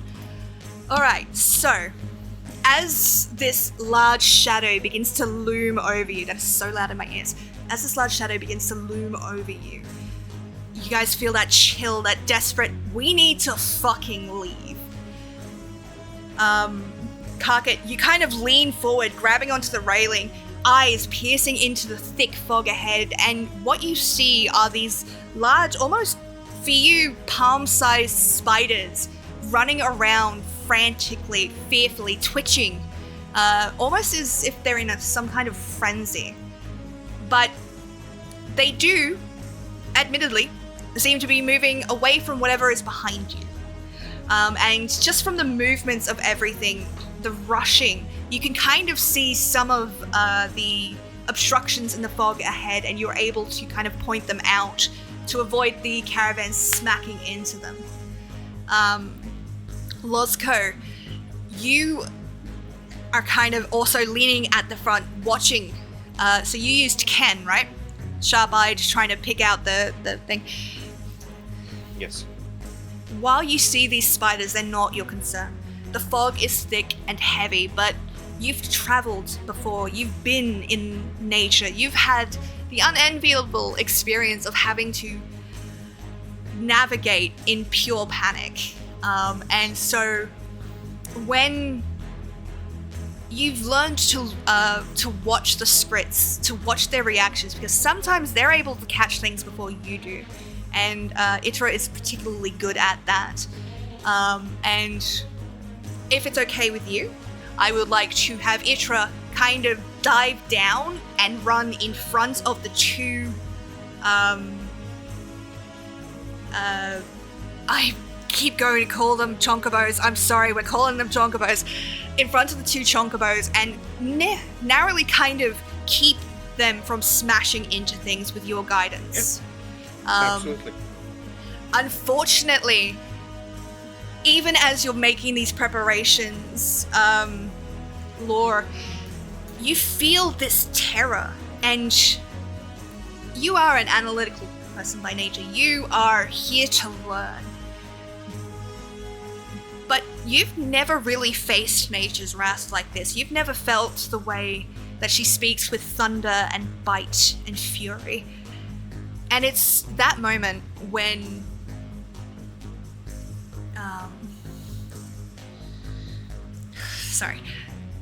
when you're about to shout a direction, when you're about to do something, that from the fog, a large, almost gigantic spider leg slams down beside the caravan, causing you guys to kind of shift. This entire rocking of the caravan, that fear eats up the back of your skull, and we go to the next round, as we have marked off one failure. Yeah, that's why I was like, oh, it's a spider trial? Are you kidding me? Fuck you! I'm the only person here with arachnophobia. Just so everyone's aware of that. I mean, we can change it to something else if you need. Yeah, no, it's okay, because it's not me having to deal with it. Because I'm the DM, the agent in this situation, I can deal with it because I'm not the one that has to deal with the idea of a giant fuck-off Shelob spider. So, also this thing is way worse than a giant fuck-off Shelob spider, just so we're aware. No worries.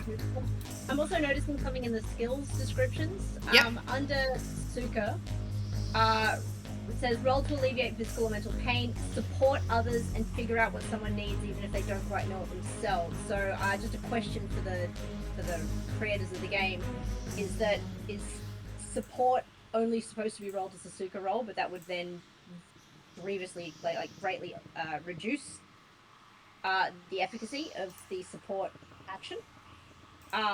Or is that just a wording thing? I'm sorry, could you say it again for me? Because again, I heard words and they didn't become words in my brain. That's fine. Under the skill Suka. Yep. Sucker. Sucker, I would say, yep. Sucker. Yep, sucker. It's the Australian in me, sucker. Yeah. Roll to alleviate physical or mental pain, support others and figure out what someone needs, even if they don't quite know it themselves. Because support is an action in trial, I'm just wanting clarification from the people writing this. Is it intended that succor is the only way to do that support action? No, Or I is it think simply I think it's a wording thing. it's a but, wording thing. Flagging that as a, you may need to change that wording then, so that people don't think they can only support by rolling succor. Yeah, I would definitely. I'm trying to add this thing so it will keep playing the song, and it's not adding. Why is Sirenscape such a bitch to me? Okay, yeah. So given the way that the wording is, I would say that you can use whatever skill works. But it's definitely something for them to kind of catch on to. So, I mean, this would be almost impossible to complete if you could only use that one skill once each yeah. to support somebody, yeah. Alright, so, round 2. The caravan is screaming across the ground. The fog is bitingly cold as the wind whips it past you. The 2 Skrit are screeching with fear as they cover ground with a surprising amount of speed, but whatever this thing is behind you, it is gaining on you quite quickly. So, top of the round, what are you gonna do?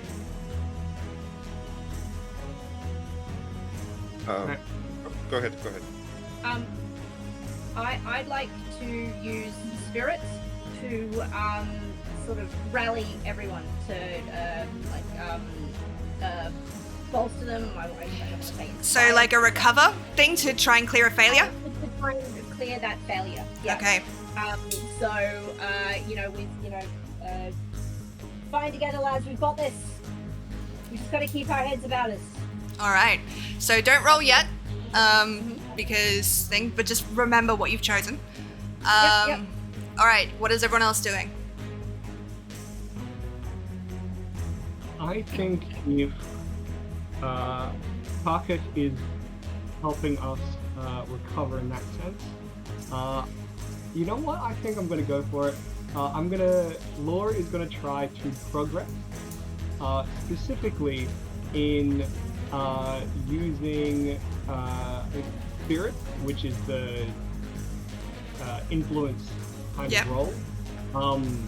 Using spirit to try and reach out the spider that's chasing us. Just distract it a little bit, make it stumble. Specifically, Laura's going to use erudite, which is my other trait, which lets me 4 times per session add an extra boon die to a roll in a subject that I can conceivably know about. And specifically what I'm going to do here is Laura is going to try and make lizard noises, because lizards prey on spiders, and is going to try and freak the spider out. For the sheer audacity, I'm going to let that work. I'm going to let you roll for that. But just as a thing, this thing is fucking giant. But, yeah, okay. Lizard. Alright. Knight, what are you doing? I am also going to go for progress, actually, and I'm going to try to use clashing to lash out at the leg to kind of like... Try and slow it down? Yeah. Okay, so let's go. It is a hard task. So, everybody roll your required amount of dice. Let's go with Leash first, because if you succeed, you'll clear a failure, but if you don't succeed, nothing will happen. So it's the least stakes, if that makes sense. Less dangerous. No worries. That's an 8 and a 9, 17. 17 is a failure. As I said before, the complexity of this task is hard. It's listed as hard, so it is an 18 or better. You try, but the rumble of the caravan kind of throws you, that creeping terror. You know what nature can do. You feel it. You've seen its devastation. You know it could tear through this caravan in an instant if it really wanted to. You feel like it is just toying with you. And it makes your words shake. It makes the rallying cry that you try echo hollow. Alright, so let's go Knight next. Go ahead and roll. Actually, so Knight and Thomas, go ahead and roll, both of you, and then tell me your results, and I'll tell you what happens. Yep. Is it also going to be hard for the same for both of us? Yep.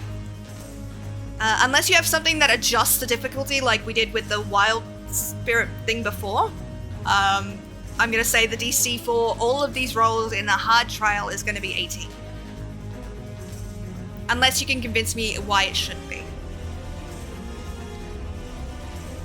22. 22. Excellent. 1 success.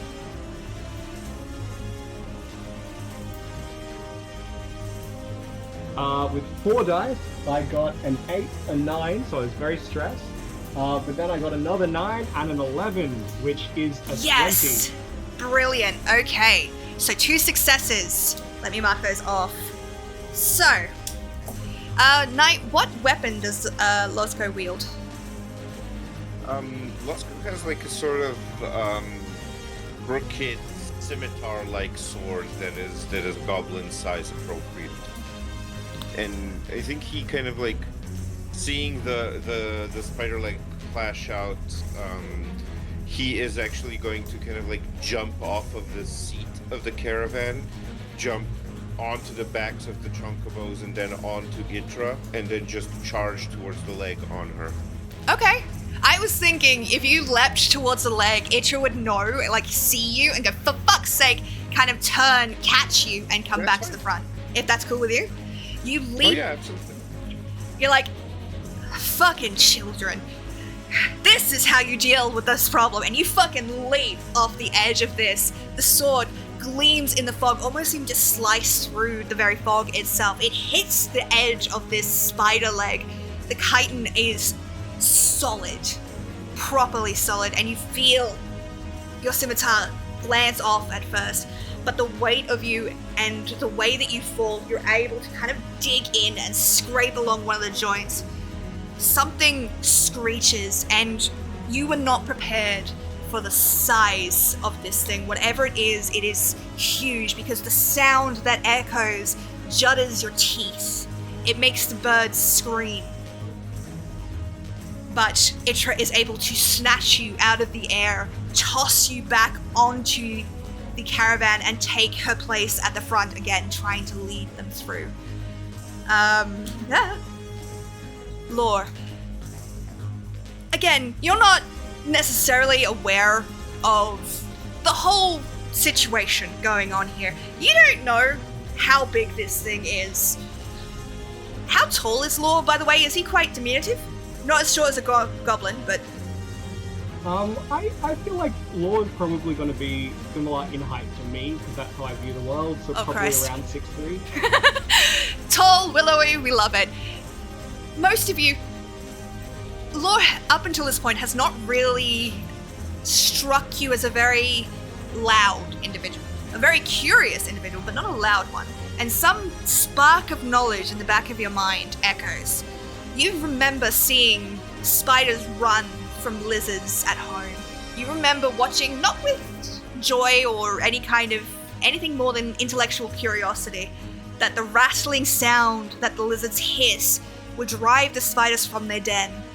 And something within you, this is so funny, something within you just calls back to that memory, and you stand up on the edge of the caravan. I'm gonna say, Karkat, you grab so that Lore does not fall off, and what comes out of your mouth is the most accurate lizard hiss any of you have ever heard from a fawn. Surprisingly loud. The spiders on the ground seem to flinch. Combined with the damage that it just took, that spider leg yanks back into the fog. A screech again sounds, almost like a challenge. Thank you for the follow. Like a challenge to you. You have 2 successes, but you still have got 1 failure. So, top of the round. Hi! What do you guys want to do?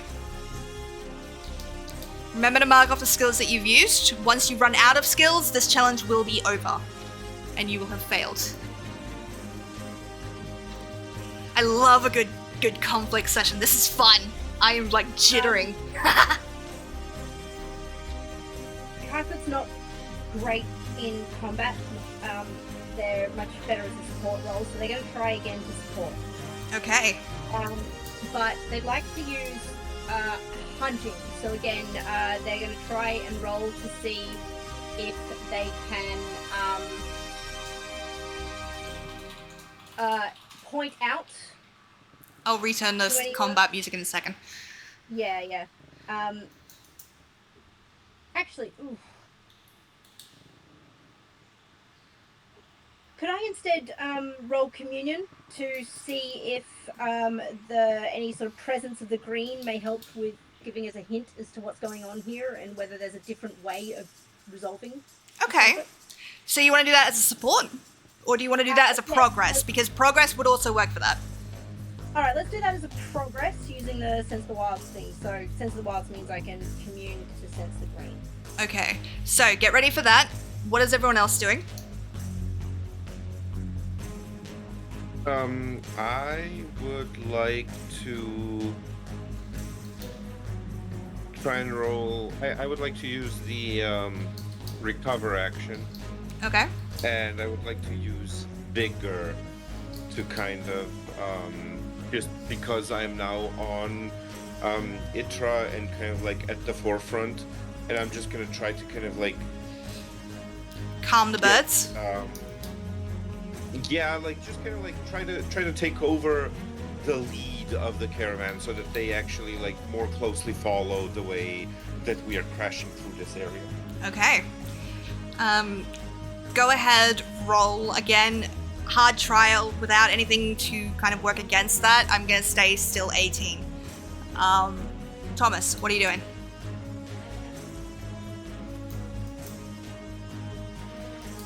It's tricky. Oh, I know. I'm fucking vibing with this. We might run a little bit long, though, with the way things are going. Ooh, so... alright. I know what I'll do. I'm going to try and progress. Law is watching Lozco rush around and do this. Law is just trying to remember all lore and legends and facts about giant spiders and how they've been overcome in the past. If it's been like doing a certain, like hiding in a certain way, like what weak points they might have, anything to draw forth information that can be helpful to us. Okay. So, let's do the recover roll first to see where we're at. Because we do have a failure on the line. So... would you allow me to argue a lowering of the difficulty because I am on Itra and both have learned to depend on each other? That is in the text of the character. You know what? Just because I put Itra at the front of this and have said that the Chonkobos are following them, I will say yes. I will lower this to 15. That is mighty kind. Thank you. Come on, Daddy needs new pair of shoes. That are not fucking flip-flops, that's a 9. Okay, so just as a reminder, you do mark the skill off even if it fails. Unfortunately, the Chonkobos are in a bit of a panic. You are keeping pace ahead of them, and they do seem to be vaguely following, but you can't be sure if that's just because this is the best way to go, or... yeah. There's just panic. These poor birds are fucking terrified. Alrighty, so, my 2 progress actions. Either of you able to lower your difficulties with anything that you would like to argue?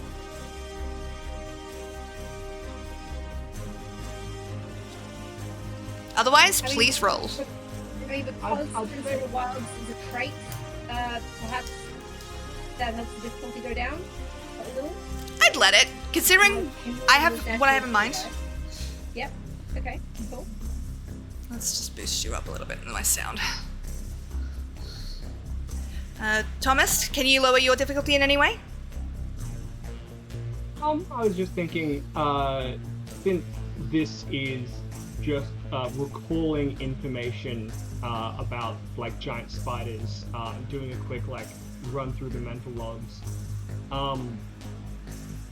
Yeah, just a lot less physically taxing and definitely something in my wheelhouse, which is reflected in my stats certainly, but not as verbose perhaps as leaping off and riding a chonkabow while being chased by a giant spider. I would agree, but you're also under a shit ton of stress. So recalling anything other than, oh god, I don't want to get eaten is going to be a bit of a challenge. So I would say that's still 18. Alright, so you two go ahead and roll. Tell me what you get.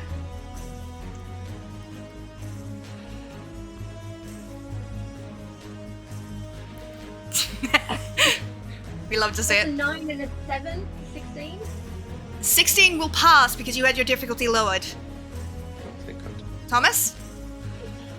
I got really worried because I rolled a 3, a 4, and an 8. I'm just like, you need double 9s on the dice or higher to succeed. And then I rolled a 10 and realized that with math, that makes 18. Yes! Okay.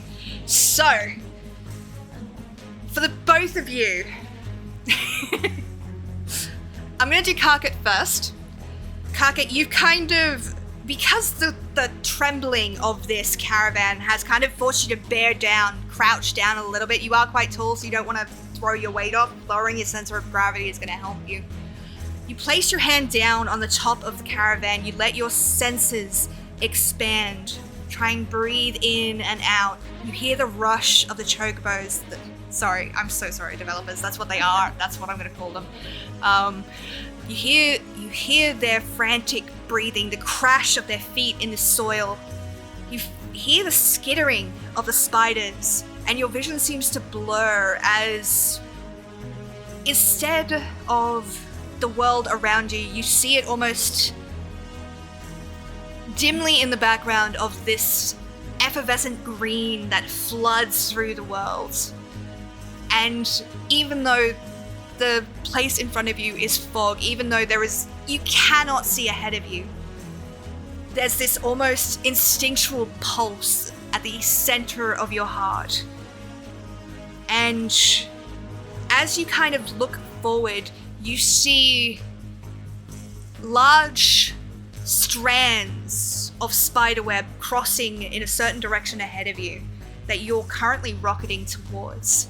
But with your successful intervention, you're able to shout a warning in time, and the entire caravan turns, and you avoid the trap that you had been kind of heading towards. There's thick layers of green, kind of vibrant against the fog itself. That is a success. So that is one success there. All right.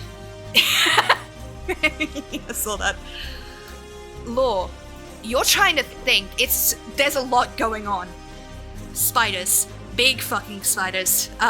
What the fuck do we do with big giant spiders? And you remember that for all these spiders do, they don't have that large a territory.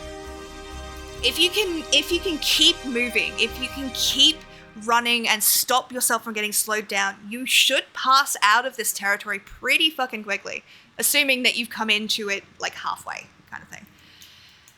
That little bit of hope, you shout to the others that there's not much further to go, that you're nearly out of the woods, as true or not as that might be, seems to reinvigorate.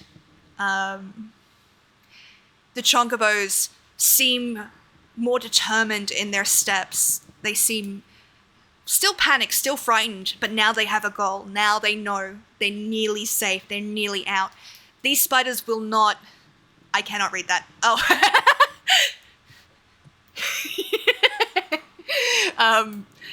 They're nearly free. So, with that, another success is marked. That brings us up to 4 successes. You need 8 to succeed.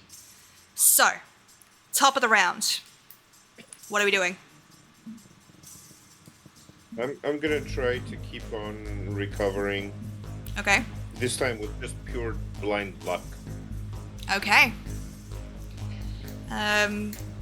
Anything to help that or not? Only if you're still alarming Itra. How would Itra help you with luck?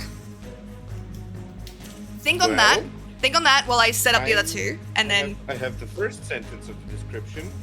All that remains from Losko's old caravan is Itra, his loyal script. That sounds lucky to me. That is the barest thread. That is the barest Oh, yeah. thread. But I can Oh, yeah. see how it would make sense. They're either a lucky charm or they're fucking the worst luck ever. Either way, I will say you can go down to 15 for that. You two, what are we doing? You need 4 more successes to get out of this. Yeah, I think, so we're going for a recovery. I think I'll go for, I want to try out a support. I haven't done a support yet. Okay. And Law is just going to be saying, all right, we're getting through this. Good. Everyone is doing what they can. Chunkabos, you're doing great. Just keep running. Just take breath. Okay. All right. And I'm going for a Suka. Sucker. Yep. However. Okay. Anything that would lower the DC for you? Any traits? Nope. Okay. Leash. What are you doing, love? So with the support from Law, Mm-hmm.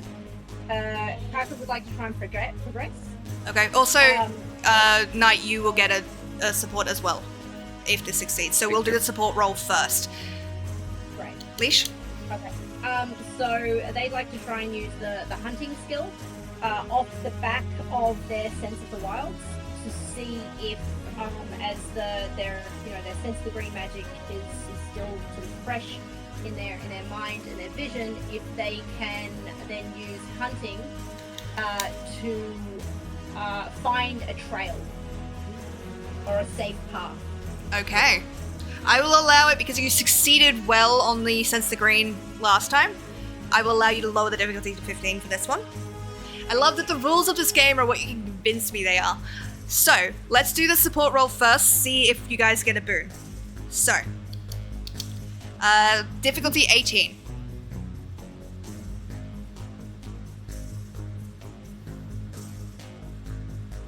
A reminder, if a support action fails, you will take a failure.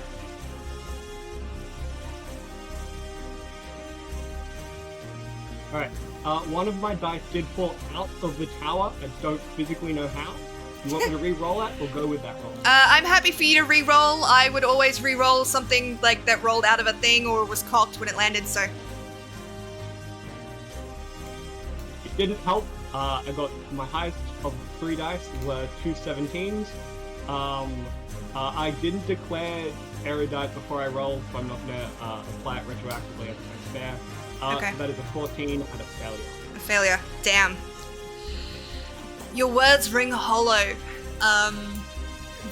Just the pure terror that is echoing around. This thing, you don't know what it is, but you know nature does not suffer fools to enter her territory, and it does not suffer those that are not quick of thought to live. So, let's do the support action. Not support, the recovery, and then we will do progress.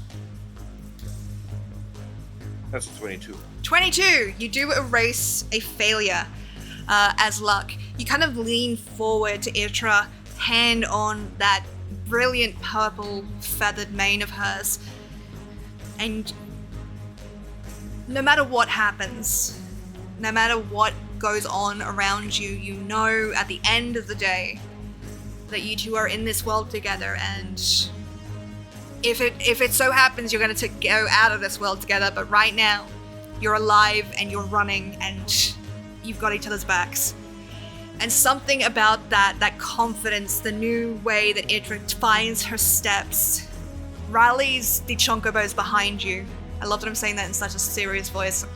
It's fucking cracking me up. Rallies the chocobos behind you, and where Lore had kind of shaken a little bit of their confidence, they find their footing again, and you are able to keep moving. Now, Karkat, go ahead and roll. 15 or higher. 15 or higher. I have 2 in hunting. Yep. It's a challenging roll.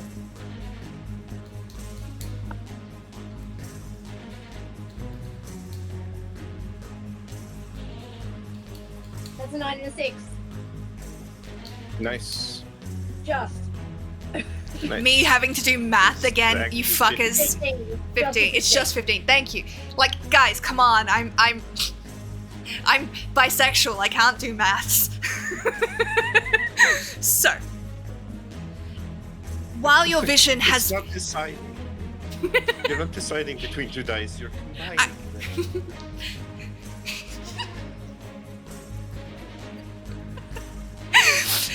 Okay, while your sense of the green has kind of begun to fade, you still have that sense around you, but your vision sharpens. The fog is thick and heavy, but the ground in front of you see, it almost seems to lift just for your eyes alone.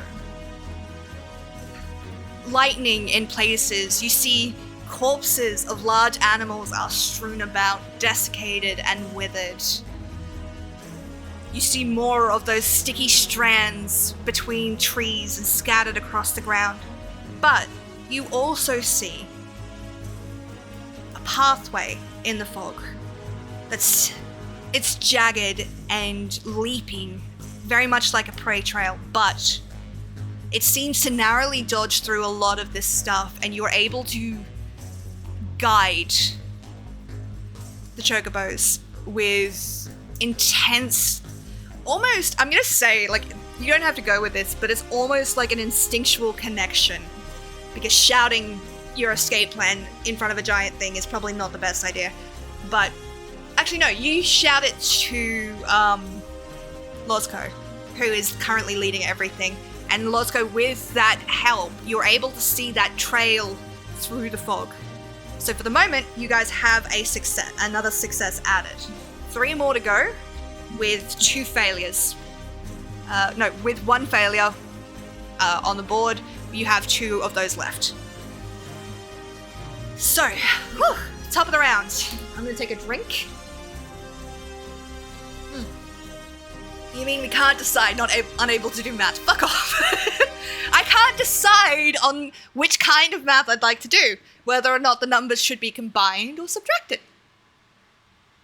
That's my story, and I'm sticking with it. Also, I haven't opened up a calculator because I'm afraid if I open anything else up on this computer, I'll freeze it. Shit is broken. I need you to know that my entire, right side monitor has been frozen since this stream started. So I can't refresh that page. I can't touch shit. Alright, top of the round.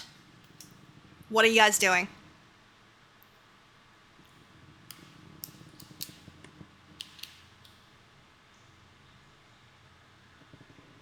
You've only got to succeed 3 more times. I've just read something interesting. I'm reading up on character companions, right? Ooh, thank you for the Tamagotchis. Yep. Your character companions.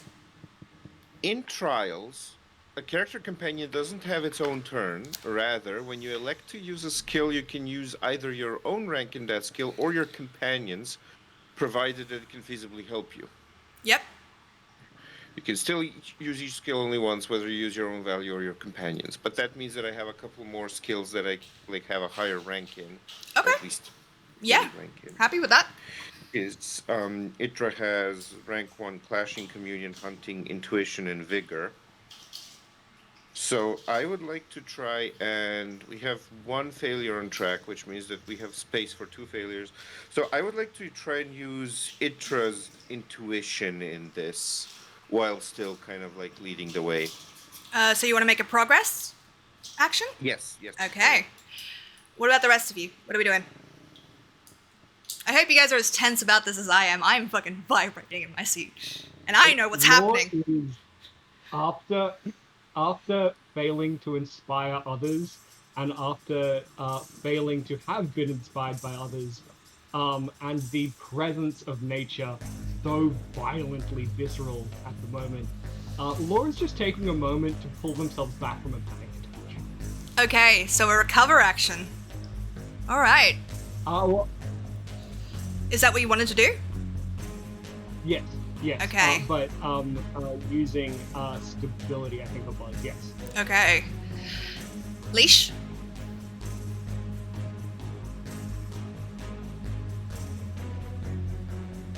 Okay, I think as a progress roll, Karkun is going to use Sucker. Didn't you already use Sucker? No. No. I use Spirit. Yeah, my mistake. No, yeah. I've been holding Karkun Sucker because it's my strongest skill.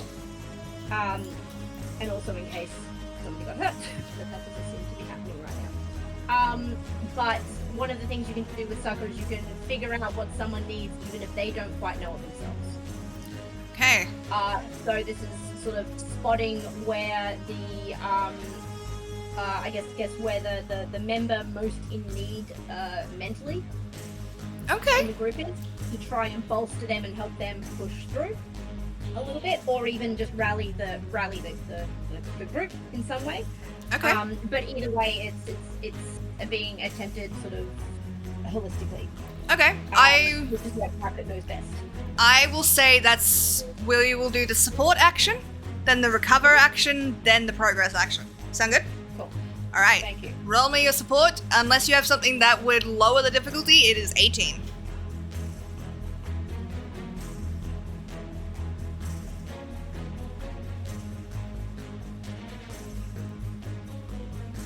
This is a progress action for me.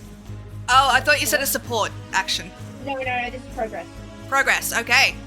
Yeah. Alright, yeah, so let's do the recovery first then. Alright, so go ahead and roll 18 or better, please.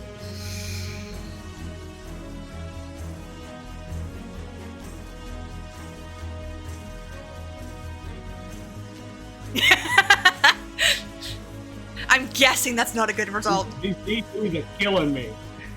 With my 3 dice, I got a 3, a 4, and a 5. Oh, For the fuck me. highest of 9. Honestly, same though. Like, if I was getting chased by what this thing is, I would be fucking panicking. Where you try and calm yourself, you try and find that balance. All that your brain is screaming at you is that you are in danger. This thing is coming for you. Nature does not like you, and in fact, really doesn't like you. So if anybody... Belle. If anybody on this caravan is gonna get eaten first, it's gonna be you. And instead of calming your breathing, you feel it racing, your heart thundering in your chest. It's almost blocking out the sound of everything else. I'm afraid that is a failure, but because it was a recover action, you you do not mark up a failure. I'm just imagining, I've gotten another little mug or teacup from Liz.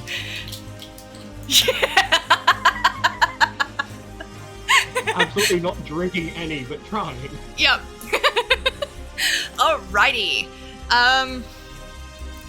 Let's, just from context, let's go Karkat, then let's go. So, Yep. go ahead and roll. 18 plus, please. Great. Okay, with Sucker I have 4d12. Nice.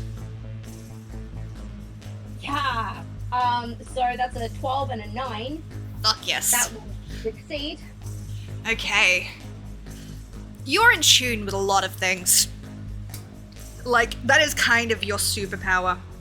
You can sense how terrified Law is right now. You can sense the fear in both the birds leading this caravan, the thundering of their hearts.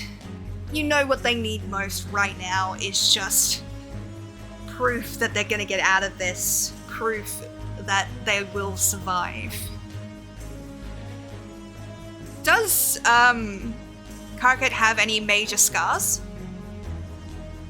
Just like aesthetically. No, I feel like they might be the kind of person that possibly ended up with some tattoos or something like that. No, it's alright. Not in the way of scars. It's all good.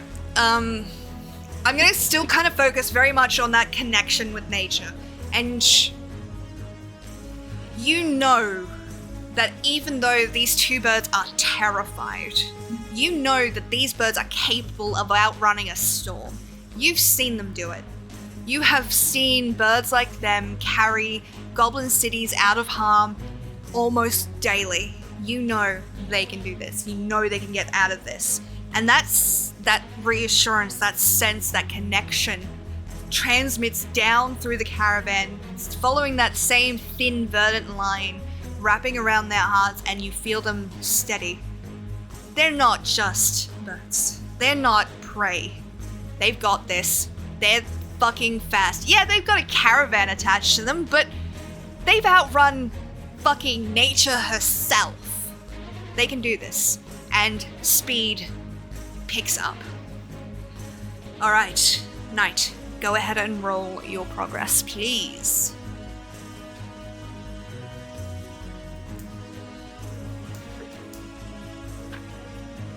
$18. 18! Fuck yes! 18.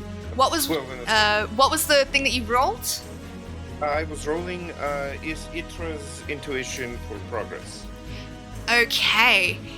Itra is at her core a creature of nature.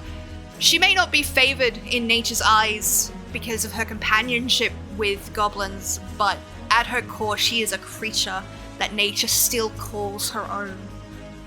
And so when this fear echoes, when the birds behind her find their step and fall in line with hers, that old mother hen instinct that this is my team, these are my clutchlings, I have to protect them.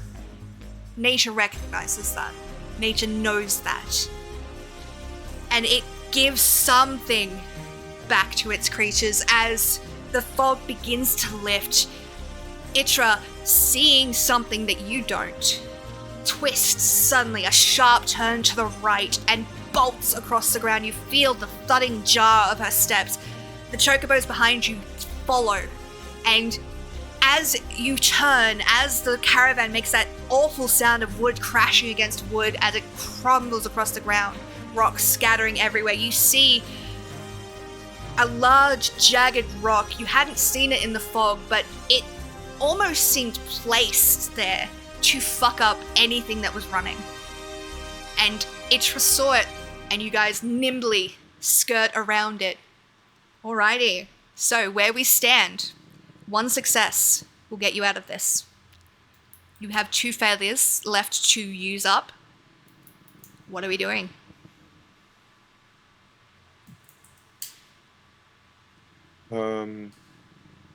I would.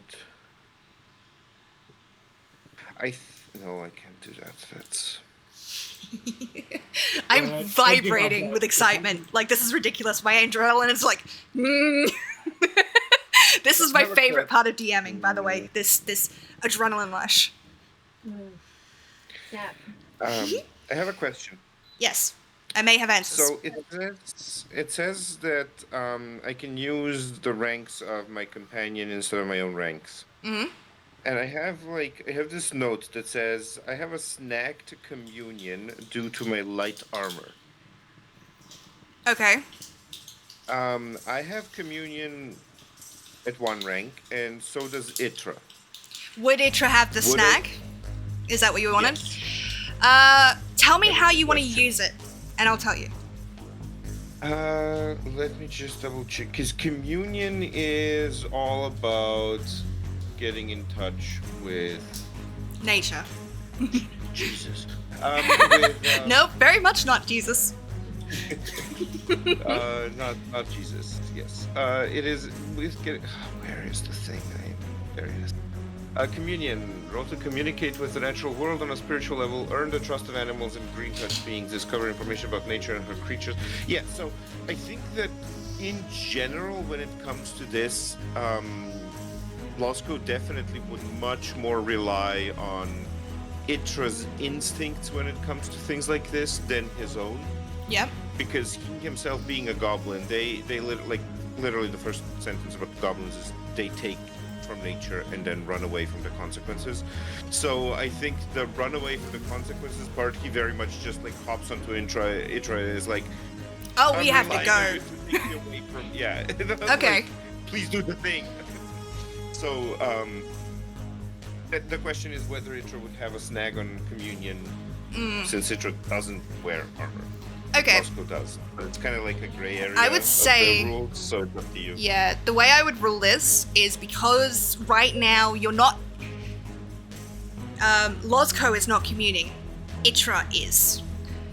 Whereas in like conflicts and shit, or if you were to try and use the skill yourself, you would have the snag. But because it's not you doing it, and I'm gonna say it's not a conscious thing that you're telling Itra to do, I would say Itra does not have the snag in this instance. Now, remind me if I'm. First of all, thank you. And secondly, remind me, we have one failure and we're one success away. Yep. Then I would like to use that to support and Okay. grant boon to each ally's next roll. Okay. Just by like, I guess I would shout, come on, we're almost there. Itra knows the way. And Okay. kind of like double down on that. I would say just to make it work a little bit better, the confidence that Itra has would translate back, because if you shout something, you're doing the communing. Yeah. So if you want it to be Itra has to be the one taking the action. So Okay, then instead of the words being "Come on, Itra knows the way," the words are gonna be ah! All right. So that's a support action. What are the other two doing? Just so I can schedule these things properly. That was support, yes. I've got Support, some that was ideas, support. but I want to hear what you were doing, Law. Well, I think I was also kind of thinking support, but if we're already got a support going, Support will give 2 boons. So, but it could Yes, also give you 2 but- failures. yeah. I think I might shoot for a progress, since the support by me being by Law being quite receptive to Itra screaming. So, Law responds well to animal noises. I think Law is gonna look towards trying to progress, but give me a second to think what that means. Okay. While you're contemplating, since Lore has receptive, do I also get the boon for Itra's communion Yeah, roll you would. because of support? Thank you. That's why I wanted to get everyone's actions out, so I knew who got what. So then Karkut's plan would also be to support Law. Okay. Probably using hand. So at this point they're diving into like knowledge, formal, informal, and legends and things like that to either invigorate Law or to like just help go like, okay, well in a scenario like this is the science, or this is what the mythology, and I'd like to help inform whatever it is the Law's going to do, be that physical or mental. Okay, so I'm gonna get you guys to roll for me, everybody. Let's do the support rolls first, and then we will do the progress roll. So go ahead. Difficulty 18. Alright, cool. 21, baby. Fuck yes. I have 2 for Ken plus an extra for supporting Law. Yep. And don't forget, Leash, because the previous support was a success, you have 1 extra die. Oh, on top of that as well. Okay, cool. So that's 4.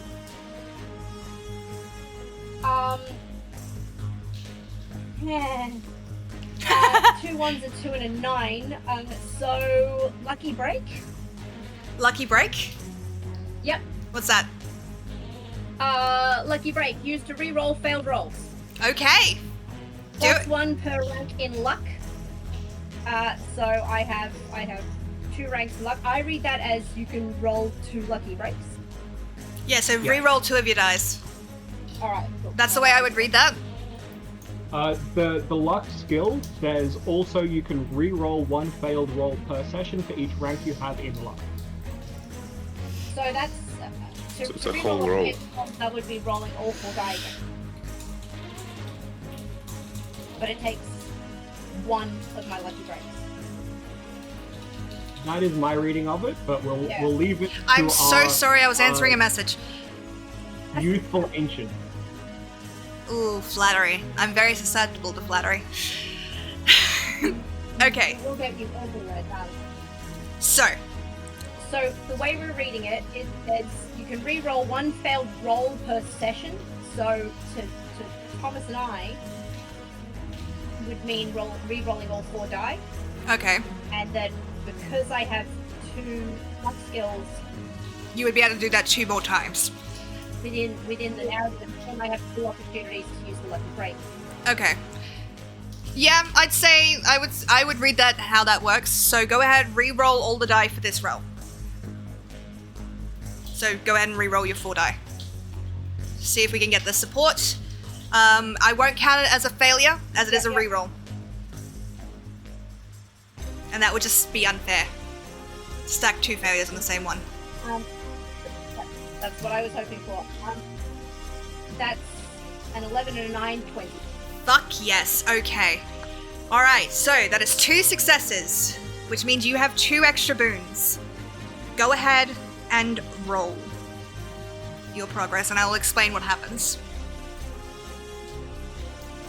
The entertaining thing is, I haven't yet described what I'm doing to progress. I and know, it is yeah.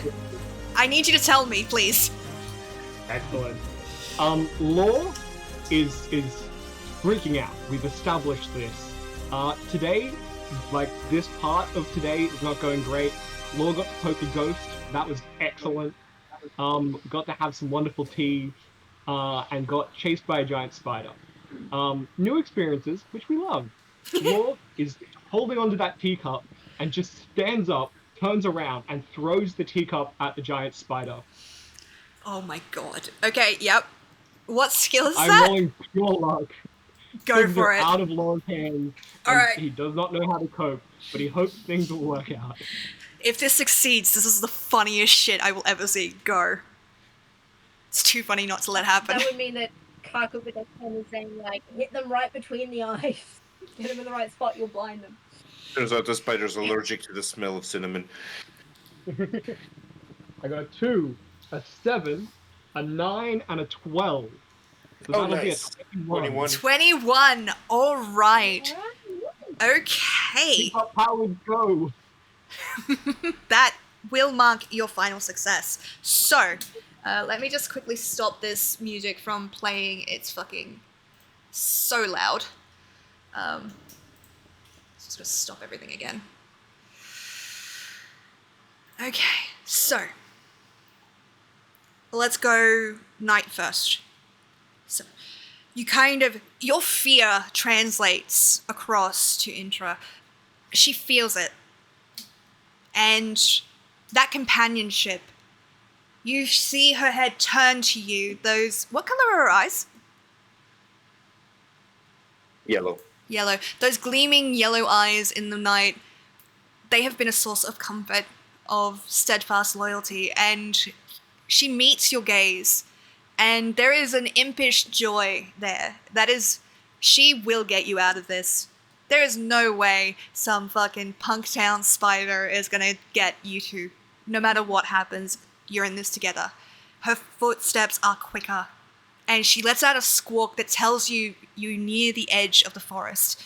All you need to do is just make it through this last little bit, and you are so close. The caravan picks up speed. Now, Karkit, what was the skill that you used? I'm sorry? The skill I used was Ken, so I'm using knowledge, legends, and lore of the lands to apply street smarts to the task at hand, Okay. specifically to inform lore of their actions. Alright, so I'm technically not supposed to reveal this unless you guys have failed the task, but because you have succeeded, I'm going to tell you this. Although I think it's really much funnier if they don't know, but basically... Alright, no, I know I'm gonna do this. Karkit, you turn, and there's that flicker in the fog. The heavy thudding sounds of this giant creature behind you. Before it had been making no noise, but now you are so close to escaping that its rage is palpable and it has lost all care for subtlety or stealth, which means you kind of lift your hand, triangulating in the fog, and you work out exactly where this thing's face is. And you're not expecting what lore does.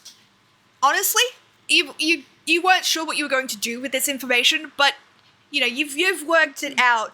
Lore, for lack of a better idea, you see this this calculation. You see where Karkit has kind of made that. I'm saying like they're lifting their hand in that like triangulation thing. You read this, and whatever instinct in you there is just goes fucking yeet, and you throw this teacup through the through the air, the liquid kind of falling out.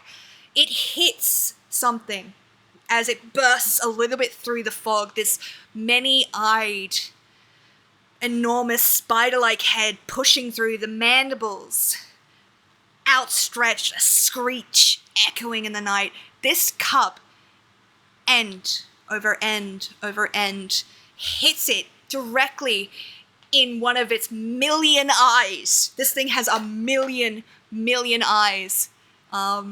And the shards of this thing hit it in the eyes, and it recoils, screeching this horrible alien screech, and you clear the fog into the forest, the woods almost sealing behind you as you have managed to escape this trial.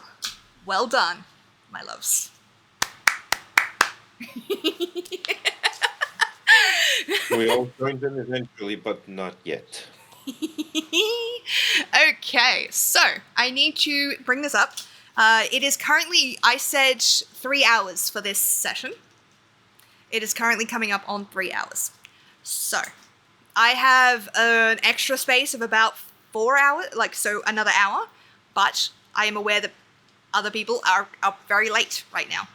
So, we can skip to the epilogue, having explored most of this, or we can go for another roll of the persistence. What would folks like to do? I'm also happy if the young ancient is amenable. I'd also be happy making this a two-parter. Ooh, that's tempting. I don't know the streaming stuff. I just know that I'm having a lot of fun. Are you amenable then, you guys? Would you be free next Saturday at the same time that this started? I know that is a big ask. I know it is very late for you. Well, less that it's late, more that it's in the middle of a wedding. Yeah, that would do it. Fair. Okay. I'm happy to make this a two-parter. I'm definitely happy to make this a two-parter. I'm having an absolute blast with this. And then we can get some feedback from the Evergreen team and you know, talk to them. But timing is going to be a thing, and I'd like to work that out. So if next Saturday is out, would the 29th be in? So the Saturday after. That's good for me. Yeah. Yeah? Leash?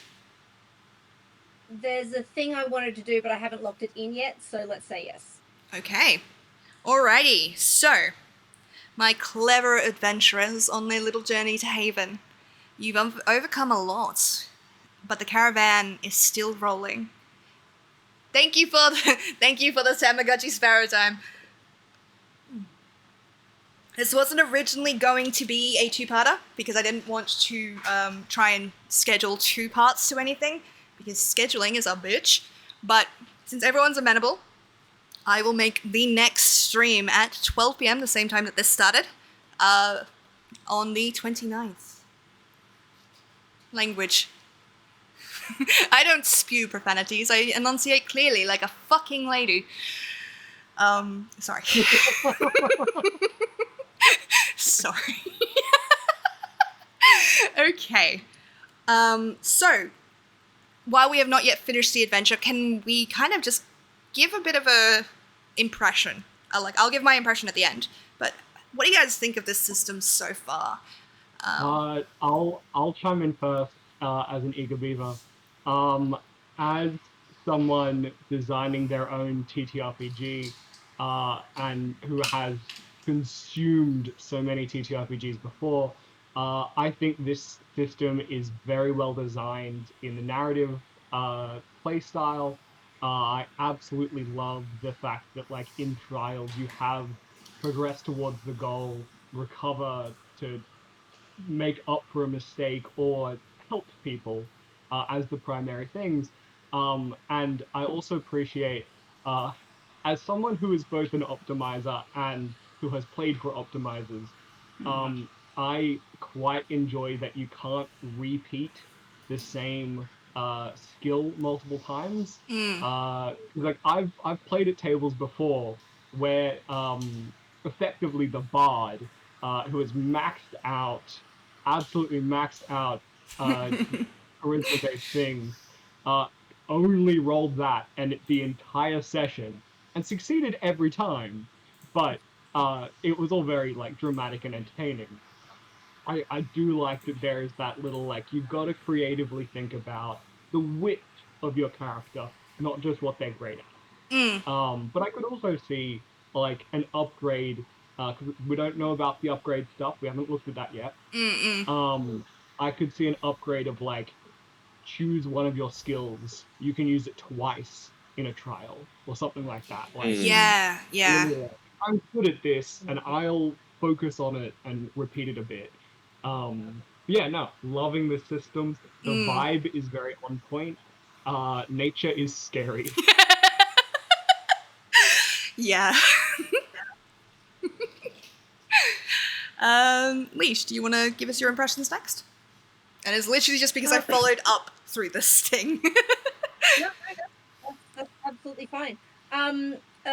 Loving the darkness of it, where nature is this sort of ubiquitous force and stuff to sort of balance and be reverent of. I think there's. I want to play through a little bit more to really get a sense of things like the injuries and the combat.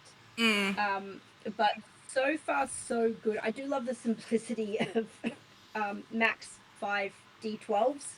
Really does make things easier. Although with multiple boons, maybe you need sort of just a couple of extra if you got really, really seriously leveled up someone. Yeah. But you know, a couple of extra D12s. What tabletop player doesn't have them handy? Yeah, You don't yeah. use it for anything else. Yeah. Looking forward to finishing the playthrough and then maybe identifying 1 or 2 places where I think the wording could be clarified with the developers and stuff. Yeah. But overall, loving it. Okay. And Knight, your impressions thus far? Yeah. I very much enjoy the overall theme and atmosphere of the game. It's a very interesting juxtaposition between the look at me using all of my English 3 words. It's a very interesting juxtaposition between the kind of playful, slightly trickstery optimism of the way the races have been the character options have been described, and kind of like it all, the book definitely conveys like a sort of carefree Feywild kind of atmosphere on the one hand, and then on the other hand, you just have like there's a big fuck off million-eyed spider out to get you. So there's like it's very interesting to see that the system and even like the choices of names for all of the abilities and everything, it's all very kind of like upbeat and optimistic and very positive, and it is set in a situation that is very much a very dark and foreboding atmosphere, and it's interesting to see those two elements interact. I have only one single kind of like very minor, tiny, almost insignificant gripe, and it is kind of like a pet peeve of mine that I've seen in other systems, and it's just the inconsistency of the roles between the journey role and all other roles. Because the journey roll, if you get to have 2 dice if you have this wanderer ability, right? But the journey roll tells you to take the highest of 2 dice Instead of adding them together. instead of adding the 2 highest. Okay. Because with everything else, you roll a number of dice and you just add the 2 highest, and even if you're down to just the 1 die, or somehow through snags or whatever, you still kind of like then you take like whatever the number is on the die. I think. Yeah. I read that, if I'm not mistaken. But it's just like it's this kind of incongruity. It requires it requires just a little bit of rethinking what is an established mechanic, and that's just like something that which specifically when it comes to the journey roll, I think could just as easily be solved in just upping the difficulties or the ranges, you know. Yeah. No, I hear you. But like you say, it's just a very minor like game design. I've seen it I've seen other systems make that a much more grievous error. Like one system that was basically told you to roll as high as you can, and then all of a sudden it didn't matter how high you were rolling; it mattered what you were rolling. Yeah. So it was just like there's that balance. Yeah, it's definitely a bit odd. Yeah, no. I think. But great system. Yeah. I am having a lot of fun running it. Coming from a DM perspective, there's some problems in the layout of the book that I would ask. You know, if you're going to do a layout sort of thing, because I know this is a playtest document, and thus is not. Whoop, holy shit! Thank you for the gifted subs. Belle, thank you. We just got a hype train, my loves. Nice. Fucking hell, thank you so much. Everybody enjoy your gifted subs. I hope you enjoy my one animated emote, which is the Sorry Mummy emote, and I'm not sure I necessarily want that to be what I'm known for, but it is a really funny one. What I was saying, yeah, is because this is a playtest document and not like a DM's guide or a player's guide, there's some problems in the layouts. Having to scroll back and forth is a bit difficult. So definitely, if you're going to do like a DM's guide, maybe have it as a separate PDF. And I know it's an ancient, but I've run D&D far more than I've run anything else, so my brain just does DM. Despite the fact my community makes fun of me for being a dungeon master, or dungeon minstress in this case. Yeah, so maybe for like future playtest documents, you could separate it and have like a DM's cheat sheet. That would be very handy because there is a player cheat sheet, but it's not a DM cheat sheet, and I think that would really have helped me. Otherwise, the way it's laid out. There's a lot of interpretation stuff that we've kind of gone, I don't know about this. Here's this. Yana! Fucking hell, thank you for 2 gifted subs. What the fuck, guys? Thank you so much. Level 2 hype train. We are now at a level 3 hype train. What the fuck? Are you guys Are you guys trying to make me do a fucking ara here on this stream when the fucking creators of this game are going to be watching this specific part for feedback? Is that what you're doing to me? Yes, fucking. Belle, I love you, but I am going to, like, bonk you in the face. If it is regarding feedback, we also mentioned it prior in the session. Some clarification on the wording for suka or suka about that being used to support people when support is already another keyword associated text. It does seem like, according to the cheat sheet, that that happens to be a descriptor of suka or suka that is not connected to the supporting, but there is a reading of it where it would be. means that that's the exclusive option for support. Yeah. Overall, I really enjoyed this system, and I actually really do enjoy the way they've set out the one-shot at the end, which after we've completed, I will say, yes, go and read it, but don't read it until after we've done this, because you'll get, spoiled on everything. I like the little bits of description that they have. I like the way that it's set out. I really do like the persistence thing. Like, I agree with you on the roles for it. I think I do agree that it should be consistent with the rest of them. But the way it works for the journey, because then you can make the journey as long or as short as the session time that you have, which is quite good, I think. And it just adds this sense of progression. Like, having it up on chat, having it up on screen, lets you know that the players, they have 7 more kind of, if they were to roll very low, they could have up to 7 more complications before they hit the end. You probably won't, but, but it gives you this tangible sense of progression through a system. And for something that is very, very low effort to do. Like, it's something that you can just alter and change. I really do like that you can change the pace of your stuff, of the journey, in regards to what has happened. Because, I'm thinking after this last little adventure that you guys had, that trial, you guys might speed up a little bit, in response. Nah, but it's if relaxed pace all the way baby. on from now on. Also, I'm not doing ara until we hit 10 gifted subs. That is the rule.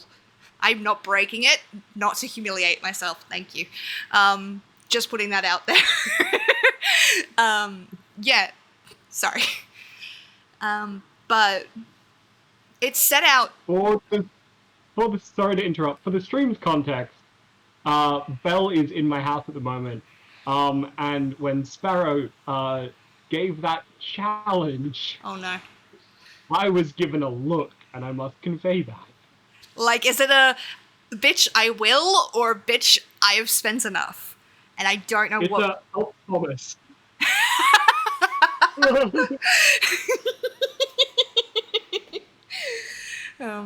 No, I've really enjoyed the system. I think the way their world building is so good.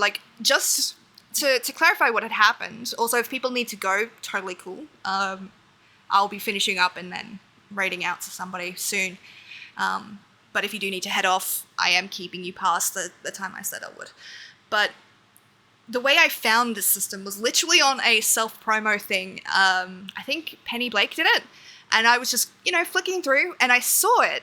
And I'm like, oh my god, okay, let's have a look. And I just got fucking hooked by some of the writing and some of the thing. And I'm like, I'm having a look at this playtest, and I'm like, this sounds like a lot of fun to run. And I tell you, it has been a lot of fun to run. There are some layout issues that I would call on and be like, hey, maybe rearrange this, kind of have a separate document for ancients. Also, just also, fucking really ancients. Thank you for the hype train, my loves. That has been a success. And everyone gets everybody gets an emote. Nice. Which is a really funny one for all of us to get. Doo-doo! Okay. Yeah. I really like it. I think it is definitely a system that I want to play more of, and it's definitely a system that you can pick up and put down very easily. Because this is not necessarily a good reflection on me, but I really wanted to jump into this with as little player knowledge as possible. In that I didn't give you guys a run over of anything that was happening in the game. I wanted to see what would happen if we just jumped in. And given that all of us had a pretty good understanding, pretty intuitive way of playing the game, I think that's a really good sign of a well-designed game. Because all of us were in. We were just like, fuck yeah, let's go. And that's pretty damn good. So thank you very, very much to the Evergreen team for designing it. We will be doing a second half on the 29th. I'll put that up as a thing on Blue Sky and all that. Would you guys like to shout out your projects, tell people where they can find you, as I look for somebody to raid? Anyone can go first, I don't mind. But if you don't go, like if you don't go, I will pick somebody and then I will shout you out in chat. So, like, you have a choice. We can get a shout out? Yeah, I can do that. I mean, Sam might yell at me, but... You can find... Sam was... my partner Sam was just threatening to throw maybe some candy at me. What a horrifying fate. Oh no. I am a part of Gaming Reforged. So if you look up on Discord, on Facebook, I think we have an X. I'm not sure if we have a Blue Sky, but we definitely have an Instagram. If you follow us there at Gaming Reforged, you'll get to see some of the interesting things that we'll be undertaking in Sydney in the coming weeks and months. Yeah. D. Hey everyone, I'm D or Night Wanderer, that's Wanderer with an O. You can find me streaming on Twitch. I stream thrice a week in Central European time, so not usually at this time of night. I stream thrice a week. One is Neverwinter Nights Enhanced Edition at the moment. Disco Elysium is the second, and Dragon Age Inquisition is the third game that we are on at the moment. Nice. I am also DMing a super heroic cipher system game over on Would Be Heroes, which Sparrow is a player in. Oh yes, I'm even doing an Irish accent. You are, and we are doing. We're not on a break as such, but we've had the misfortune of 2 of our sessions being unfortunately cancelled. But we have completed origin story filming. So on the sessions that we are off, we actually have individual one-on-ones with origin stories for every one of our characters. So you Except can learn me, how our because heroes I was late. came to become our heroes. We'll get to yours as well.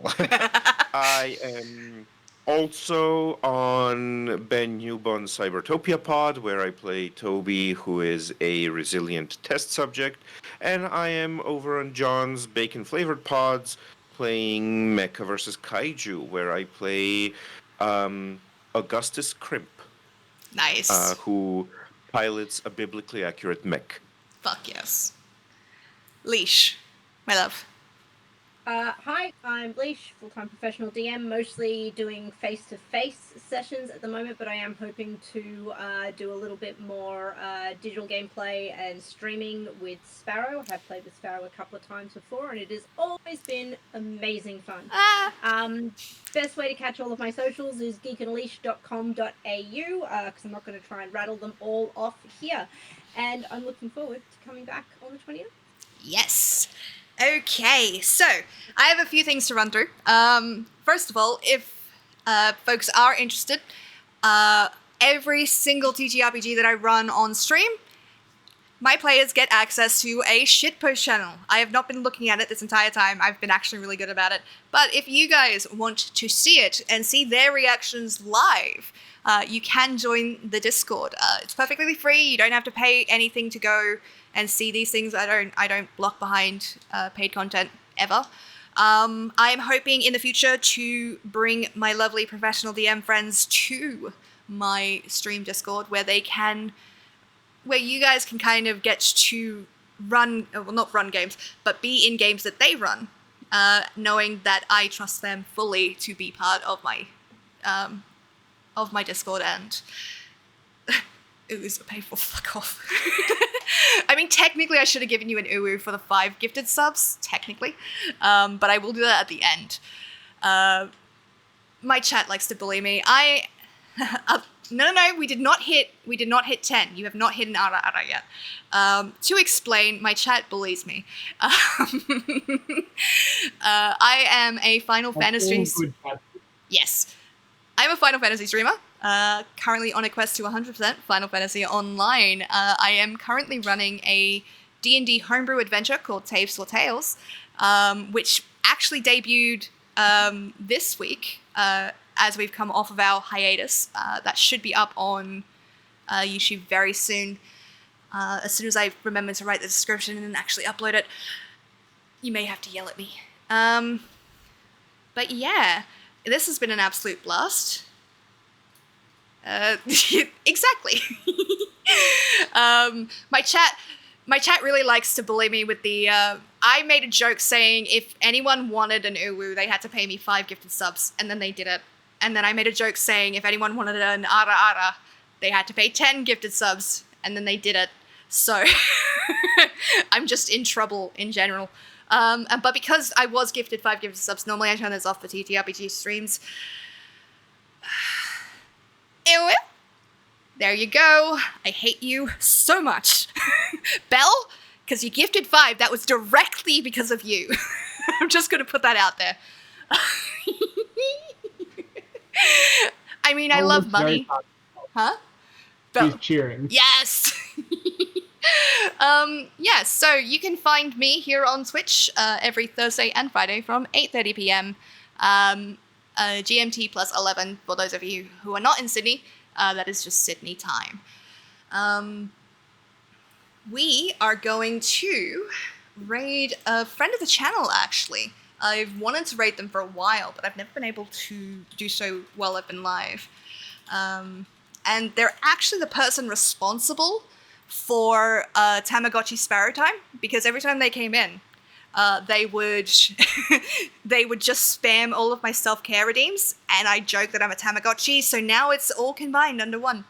We're going to raid the lovely Battleship Colorado. Let me set that up. Before I click to start raid, does anybody have anything they want to say before I do my little outro? Nope. Okay. Bye.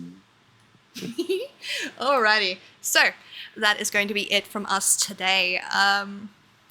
Make sure to drink water, eat food, take your meds, and under no circumstances should you lick the demon that you summoned to piss off your neighbors, because as we all know, consent is indeed consexy, and we will see you all in the next one. Bye! 1 second, it's broken.